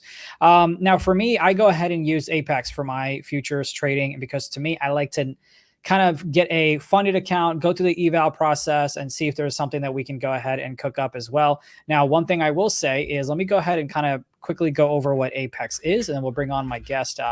So here's the way that it works, right? You have Apex, which is a eval platform. So you can go ahead on Apex Trader Funding right now.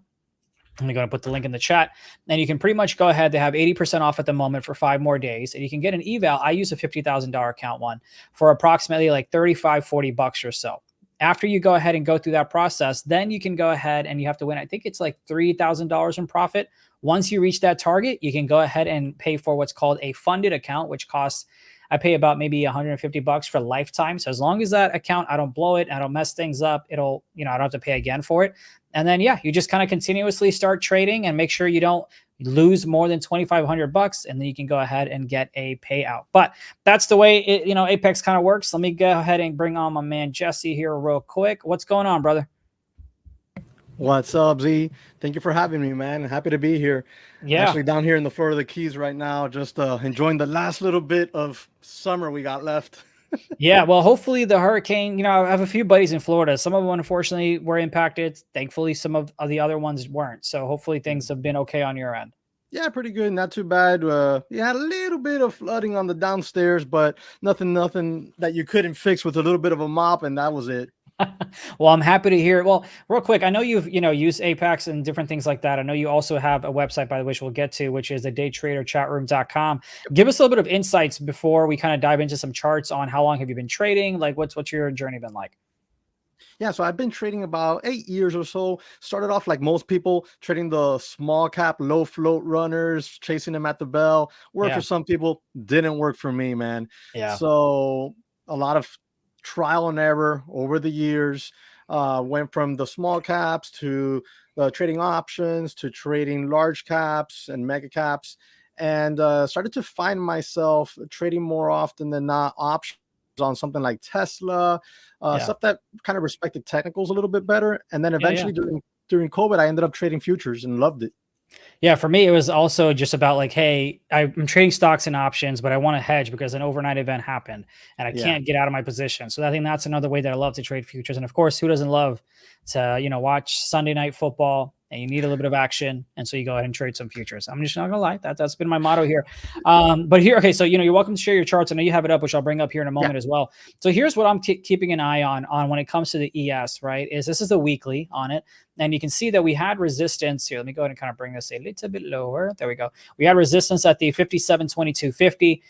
We came back down, came right back up just a couple of weeks ago on the 16th week of September. We popped back up. Now, what I love is, of course, you know this, and hopefully if you've been trading for quite some time and you're getting to the journey, one of the first things people will hear is previous support becomes resistance, previous resistance becomes support. And you can kind of see that happening here, where on the week of the 15th of July, you had resistance. We broke through that resistance on the week of the 16th, and then we go ahead and test it this week as well. If I go ahead and pull up the hourly, you can see we come back and test it multiple times, holds, and then we kind of rally back. So that's the type of trading that kind of makes it simple. So I like to use VWAPs. I like to go ahead and use support and resistance is kind of what I'm seeing. What do you see in the markets? Because I'm sure, a lot of different traders have different styles and different things like that. So I'll pull up your charts here in a moment. Tell me what you're seeing here. Doesn't matter if it's the ES or NQ. Just give me your thoughts on the market. Okay, so where are we here? Oh, I got the wrong chart up. No worries. Okay. Let me switch over here real quick. You're good. I can put mine up in the meantime. As soon as you have the other one up, just let me know. Okay. And we can put it right back up. Let me go ahead and put the 15-minute up here as well. That was yesterday. Yeah, even yesterday you had a chance to go ahead and trade it and get in the position, take it to the upside as well. Now, in terms of where would stop losses be and all that good stuff, we can talk about that here. Okay, I got the right one now because I wanted to have the broader. I wanted to see the daily as well on there. There you go. Okay, so you have the 3-minute here, and then I have my 1 hour and my daily chart over here. Okay. Like you, I'm seeing the same type of trend, but I like to do it like you as well, right? I like to keep it simple, meaning old support, can be resistance when we break to the downside. Old resistance can become new support when broken to the upside. Right. And we've been holding, let me see, can we see it good here? Yeah, we've been holding very well here between this, 900 to 800 zone on the NQs. And it's looking like it wants to base there. We're getting a nice bounce. We're getting the volume start to increase a little bit. You can see we came down here, snapped right back, came back down here, snapped right back. We've done that 3 times in a row now. And you would have thought maybe that we would have kind of done a little bear flag here and then broken that 800. We would have had room all the way down here to the 500s, but we've held. So look, I'd rather see a crash. I'm just honest. I'd rather see a crash. I trade better when we're crashing as a intraday trader, and I want better opportunities to buy for the long-term holds. Right. But we're not getting it. So I'm not going to fight the trend. Yeah. I mean, it's one of those things where everyone's been kind of waiting. I think it was unfortunate. Whereas I think it was on August 5th where the market had came down about 4% overnight, but we rallied right back up. Matter of fact, why don't I go to, let's see, where is August 5th? So August 5th is right here. Right. There you go. So you can see on August 5th, we had that dip overnight. And then ever since then, we've rallied, what is it? At least, 5% or so, 14% on the ES at least, since that August 5th date, which has been about like 2 months now. A month now. Yeah. But go ahead. Go. No. I was going to say that as long as it, like today, we had job data come out and it looked good, right? So as long as we have data like that keeps coming out, more than likely the market overall thinks soft landing is still in order. And if soft landing is still in order, look, I scalped some shorts today and I made good money on my PAs, on my funded accounts. Same as I think it was yesterday, the day before. But over the long trend, that's just looking like it's going to keep bouncing. Yeah, especially because, you've got election year as well. So I'm sure stocks will want to continue rising, and, the government want to make it seem nice and pretty in terms of going into the actual date of November 5th as well. But did you take any trades this week that you want to go over? Actually, let me see if I can. Well, I'm sharing a screen. What am I sharing here? Because I want to see if I could have pulled in a screenshot, but I don't know if I can. Yeah, you might have to stop. Yeah, you might have to stop screen share and then reshare just like a window and all that. But yeah, tell us what you took at least. That's fine. So yeah, I've taken multiple shorts this week, but they've been intraday shorts. I know there's traders out there, and it's something that I want to practice a little bit more of, where you'll enter a position, let's say in the morning, and you probably won't close that position until late at night. you'll hold on to it like into right before the close. Maybe you'll close it out if you're with a prop firm like Apex, and then you'll reopen it again because you're not supposed to hold over the close period, and you'll hold on to that position for hours. Most of my trades tend to be at most no more than an hour long. Okay. But this week I've done my best trades have been on just shorting resistance zones. Like for example, right here, I was setting up and I was looking at it and I was like, man, I want to jump into it, but I didn't want to get all jumbled up into going to the live. We had this 160 zone clearly right here. Boom, resistance pulled away from it. We came back down here. We kind of like a little bit of a channel, bounced off into it, into the support here at 40. Came back up into the face of the 60 zone. I was dying to get short in here because it was a no-brainer for me, right? We're short here in front of 50. The stop's over 60. Let's say you're risking 12 points. These are kind of the trades that I do where I'll risk 10 to 20 points. But then, you know, you'll be able to nab anywhere from 20 to 50 points on your profits. And I like to at least try to get myself, if I'm trading the minis, I try to get myself at least a couple. Right? Maybe I'll risk $400-600, but I can easily bang out $1,000 on that win. This morning, one of my best trades was like that. I had 2 contracts on the NQ here, banged out $1,100 on it. Nice. So are you trading with Apex now? Have you moved on to like your own, real money account, if you will? Because the way I always tell people that Apex isn't paper trading, but it's also not real money. It's somewhere in the middle is how I like to explain it. But where are you at in your journey? Are you still with Apex in terms of funded? Have you moved on to your own personal account? What's your journey been like? It's a hybrid. I love that hybrid type feel. So I have my own private accounts that I trade and my own, obviously, investment accounts, but I still trade with Apex. I started trading with Apex. I want to say it was right around the middle or beginning of summer of last year. And it probably, I was like 6 months into the whole prop firm journey. Prior to that, I was not very familiar with prop firms at all. And I started to get familiar with it, started trading with Apex the beginning or so of last summer. Took me a minute to kind of accustom myself to the rules because I was already profitable trading options and trading futures in my own NinjaTrader account, for example. But trading in a prop firm, it was a different environment. You have trailing drawdowns, you have consistency rules. Like I got a couple of accounts that I went over the 30% consistency rule, so I'm still trading them. I haven't even put in for a payout because I know I'm not going to get it. I'm still trading them, trying to get them a little bit higher. Why? Because it was a great setup, and I'm not going to. I don't care. I'll break the consistency rule on a great setup, and I'll just continue trading normal because the profit's going to come. Yeah. You're going to go ahead and break that 30% in your favor as you start to, continuously trade responsibly there as well. I'm going to take a look at crude oil here. Another, one of the things that you can go ahead and trade on Apex. So here's how I like to go ahead and map it out, right? Just kind of taking a look left and saying, okay, where are we? Where are we trying to go? And if I just do that here real quick, looks like we're breaking out here just today. Let me go ahead and see what the 30-minute looks like here as well. Do you like to trade crude oil? Or are you just a NQ guy? Like what's your flavor of degeneracy?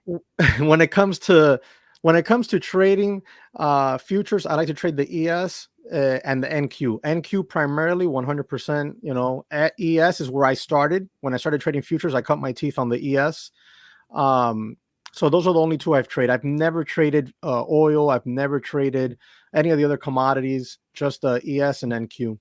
Yeah. For me, I like trading oil, especially if, different things are moving just because of numbers coming out and whatnot. And for me, you can see you have 72.42. You had resistance here, resistance here, resistance here. Again, 4 resistance so far, and we finally broke through. We didn't quite do a clean retest. Would have liked it around the 50s, I guess. Barely came to maybe the 60s, but not a clean one. But then we continue moving higher as well. Let me just take a look at the weekly on this, and you can kind of see it move this out of the way. Put this puppy here. You've got that. Awesome. So you can see you have support on the light crude oil futures around the 72.42 area once again. Excuse me, the 63.99, call it 64. And so just for the folks that like the trade tickers like that, that's what I'm seeing there. But at the moment, you're kind of waiting to break out. You're kind of waiting to Yeah. break out of this downtrend that you have. Maybe above 80, we can kind of continue going. You're still $5 away. But if you're looking to go short, right, you obviously it's ways away. It's about $11 away. But that 64 area is something to keep an eye on. And then, of course, there's some different intraday opportunities for sure. But just taking a look at the monthly, the weekly, that's what I'm seeing on crude Yeah, oil. looking at your chart there, I see you have a nice little downtrend line there. You break up and over that downtrend line, you might have a easy long there. And obviously, if you break under that support, just watch for a retest of that support now to see if it became resistance. Easy short there with a very tight stop just above that past old support zone. Yeah. And you can write it down. That's a nice looking chart setup there, possible chart setup anyways for it. And that's the beauty of being traders. We don't have to stay prisoner to any one thing. We don't have to just be long. We don't have to be short. For sure. And then let me go ahead and let's take a look at the NQ and see if there are any intraday trades that we can maybe pop up here. Let me go ahead and remove all my drawings. Are there any setups you're seeing, whether it's in the NQ, whether it's in the ES? Yeah, I'm waiting to see if we can get another test of that 50 to 60 zone here on the NQ. If we do get a test there, it's going to be, I think, like a 60-40, but I could grab a short there, just set a stop right here above 60 and see if we can ride it. If I can get myself a couple contracts up here somewhere, get short on it, I'll probably look to take a piece off right in here in this 20 zone. And then I'll hold on to a runner. I like to hold on to a runner to see if maybe we can get back down here to the lows. I don't know that we're going to get that low today. Honestly, again, I would love it. I don't know that we would, but what I would do is as we get down here, let's say, I wish I could draw on here. Let's say we get that action, right? We reject, get short. I'll take a little piece of profit off here. What is that? That's going to be about 30 points, with one mini, that's $600. I'll put that in my pocket. That'll protect me against anything that goes against me there. And then I'll hold on to that runner and I'll see how it acts. If we can get a little bit lower here, right? We can get under 80. I'll hold on, see if we can get back to 40s or 20s. But what I'll do is I'll put a trailing stop on that. Like once we break under 80, I'll put a trailing stop on it. And then that way, there's no way I'll lose on that final take, and I can let it run, and I'll use my own trading stop. I'll do a hard stop on the chart, or I'll do a mental stop, and I'll just chase it down. And if it bounces against me at some point, it'll stop me out eventually, but it'll stop me out for profit. Yeah. And what do you typically like to look for? Like, are you looking for like a 1-to-1 RR and then you just close out everything? Like you mentioned the trailing, I get that. But are you then looking for like a 2-to-1 or like what's your game plan in terms of like, hey, every single trade, here's what I'm rocking with? I try to risk $1 to make $3. So typically I'm risking. Okay. Cool. Yeah, typically I'm risking, let's say $300, right? But I'm trying to make 900. So sometimes you'll get it, right? Sometimes you'll make $900. Sometimes you'll make 1,500. Sometimes you're going to be red, you're going to lose. And then other times you only make $300, right? Like for example, I think it was yesterday. I was in a trade. It was yesterday. I was in a trade. I'm short. We'll pull it back. I add to the position. We pull a little bit lower. I take a piece of profit off. At that point, I had 3 contracts. I take one off. Okay. And then the other 2 bounced up and went against me. Red trade, but I only lost about $100 and something. Yeah. Because that first take profit protected my morning. So the game plan from what I understanding is you take a trade, it's a 3-to-1 R. It goes up, let's say it goes 1-to-1, then you move your stop loss up to break even, or do you wait for it to go up maybe to say your 2-to-1 R and then you kind of move your stop loss up? Like when do you move your stop loss? I try not to move my stop loss until at least the second target is hit. So when I enter a trade, I have 2 to 3 targets. Okay. When my first target gets hit, I try not to move my stop loss because more often than not, that pattern or that setup is still working itself out. Move that stop loss too early, you'll get stopped out. You make $5 and you're like, and then it goes in your favor and you're like, bro, what happened? Then you chase it. Yeah. FOMO. Definitely messes with your mental for sure. So I try to wait until that second hit. Now, when that second hit gets taken, that's money in the pocket. The first take profits to protect me. The second take profit is to put money in my pocket. Then I move my stop loss to break even. If the third one gets hit, that's bonus money. All right, let me go ahead and pull up some of my charts here and see if there's any other action that we can talk about here in the markets as well. Let me go ahead and take a look at the intraday and see if anything's happening here. We can put up the VWAP. Yeah, it's just been kind of, I don't know. Yeah, I guess you could call it just not consolidation might be the proper word. Where it just is, what is it, between, you've got it between the 57.81 and then you've got 57.49. So just kind of been in that zone the whole day practically ever since the market opened, and it hasn't really made a decision. So for me, what I would do in this situation is I would set an alert here, and I would set an alert here. Something that the ES has done is that it stayed green. So you can see this red dotted line on my chart is the previous close. And so it has stayed green. It's defended that, has not gone red just yet. But if it does, on that retest on the 15-minute, I would be interested in getting in. By the way, are you a big tick guy or are you a minute guy? Which way do you lean? So I like to trade the 3-minute chart. That's where I typically enter my trades. Yeah. But I look at the 15-minute, the hourly, and the daily charts.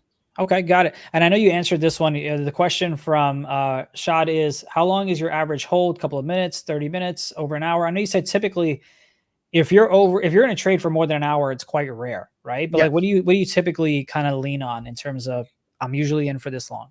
So it can range. Like yesterday, I had some trades that were only a couple of minutes long. I was in 3 or 4 contracts on the NQ and, banged out some nice winners on that. But we were pulling out 30, 40, and 50 points on those 3 takes. It moved in my favor. I was able to partake in that, and it was fast. But typically, my trades last a few minutes, 10 minutes, 5 to 10 minutes kind of on average. Every once in a while, especially in the afternoon when the moves are slower, they'll go 15 minutes. They'll go 30 minutes. But in the morning, I mean, generally, you're looking at like 5-10 minutes at most, because in the morning, you get quicker, more volatile moves. Yeah. Are you ever kind of like, hey, if I lose 3 trades in a row on a day, I'm out? Like, do you have any mental rules like that you like to follow? Absolutely. 3 trades in a row. That's kind of like, you struck out. So strike 1, strike 2, strike 3. That allows me to come back in the afternoon, mitigate risk, decrease size. Since I'm kind of sour from the day, I might come back in the afternoon. I'll take a look. If I see something, I'll try to catch a trade if it's available, if it's there. Yeah. If not, I'm just done on the day. Same as max loss. Today I have multiple accounts. I got like 15 accounts, I want to say. They're all funded PAs. Okay, cool. And I had one today where I lost $1,500 on. I posted it online. It's all over on Twitter and on my YouTube. And I lost $1,500. On that account specifically, that's max loss. Yeah. That's max loss. I cannot trade anymore on today, no more. Because look, I can make $1,000 tomorrow or $800 tomorrow in that account.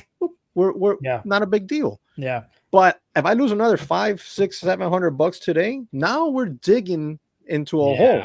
Yeah. So that's another rule. I have a max loss, and then I have the 3 strikes you're out rule. Now we always want to be transparent on the show as well. So obviously the show is sponsored by Apex. Have you been paid out by Apex? Have you, if you want to share a little bit of that journey, I don't need to know numbers, but I'm just curious, like, how often do you typically take your payouts and, just some insights so folks know that people are, making money from this as well. I've had multiple payouts this year from Apex, and then this week on Monday, and that super impressive by Apex. I think it was Monday to Tuesday. So Monday morning I put in for a payout request for $1,500. By the afternoon, it had already been approved and sent to my bank. At night, when we closed the session, I had 2 more accounts that day met payout. Nice. So at night I put in for those. And when I woke up the next morning, those were already approved. So that was $6,000 in payouts in less than 24 hours. I actually have a video come out today with live trades that I recorded from that same payout. Is that the one that you released about 17 minutes ago? Yep. I didn't realize the time. No, you're good. You're good. No, we want to make sure we take care of you. So yeah, you guys posted the link in the chat. Make sure you check it out. Matter of fact, the channel itself, let me go ahead and see if I can find the exact, I know I just had it. There we go. So I've got the channel linked for you right there as well. So folks can go ahead and check out some stuff. I know you've got, with you trading live, payouts and different content areas there as well. Do you also like stream or show you trading options? Like you have a community. I know you've got trading with Jesse W there as well. Like you have anywhere else that folks can catch you? Yeah, just on YouTube. I have the Discord. We chat a lot there in the morning. We were super active this morning. So we have the free Discord. It's available to anyone. It's usually in the description or description section of my videos. Nice. They can join that Discord. And then you have the daytraderchatroom.com where I have my courses on how I teach and such. I was looking right now at the chart here because it's a little late now. I don't want to enter it, but got this little resistance here that's kicking in now in front of 120. Yeah. When we were talking, I was like, damn, I want to get short right there at 112. Just put a stop type right here over 120, and a takedown here in the 90s. Just a quick scalp temp. Yeah. So with the NQ, because it moves so much, right? I mean, look, you can already see, since we've been on the show for the past 24 minutes, it's moved I think from the 60s and now down. So I think it might have moved like 50 points, give or take. Yeah. Does it not scare you to be like, all right, I'm going to scalp 5 points? Just because, like, to me, and I'm speaking on my own accord, I freak out when I'm trying to scalp the NQ. And that also might be because I'm taking on too much size, right? To where it's like, oh, I'm taking on maybe 5 minis instead of what I should be doing is taking on maybe 7 micros and then kind of adjusting things a little bit. So that might be my own fault as I go through this journey, or you just had so much time in the seat that you're like, you know what? I know what I'm doing. I've tried this strategy. I've back tested it. It works. I'm good. What I love about what you just said is that it's kind of like an answer to the own question that you just made. Yeah. So if one is nervous in a position, one is oversized. And it's something that I always tell people. I'm like, look, if you're just going to trade only one mini nonstop, just one mini, just go and trade 10 micros. That way you can scale out of the position 100%. And you can be in the winning trade longer, and you get used to being in these trades and this volatility. Volatility doesn't bother me at all. Because like I said, I cut my teeth on small cap, low float runners where we're talking about things getting halted. Yeah. So I relish it. I love volatility like that. I really do. Nice. When the markets are trading sideways, I am not the best trader. I will get chopped up, but I know my weakness. So I try to stay away from it. Yeah. Right. So if I see the setup here where, maybe I'm risking 8 points, I have no problem taking 2 or 3 minis. Yeah. Because I can see that my risk is just 8 points away. I put my stop there and then I let the trade work itself out. If I'm wrong, I'm wrong. Yeah. But if I'm right, you get paid. Yeah. But you got to identify it. Like you can't get in there, have a 50-point stop and then have 4 minis. That if your stop is that big, then you have to trade micros. Yeah. Because you're saying you're risking 50 points, then that means roughly you're going to make 100 to 150 points if you're right. Grab some micro. Yeah, no, 100%, especially because it helps you kind of scale out and do it in that manner as well. Well, dude, I appreciate you coming on. Any final thoughts from you before we go? Guys, once you learn technicals, it's all mental. You hear it all the time and people are like, oh, that's BS. No, it's not. Once you've learned technicals and your system works, you identified it works, then it's mental. Don't let FOMO bite you. If you feel FOMO, get up and leave the desk. Don't chase the money because the money doesn't chase you. 100% on that. No question about it. There's Apex. So folks want to try out Apex, you're welcome to do so. Use promo code Fever. It helps out the show. And of course, make sure you go ahead and check out my man, Jesse. There is his link in the chat as well. And you also have his most recent YouTube that was just released earlier today as well. Jesse, always a pleasure, man. We'll chop it up soon. Thank you so much. Absolutely. Chat. We'll see you next time.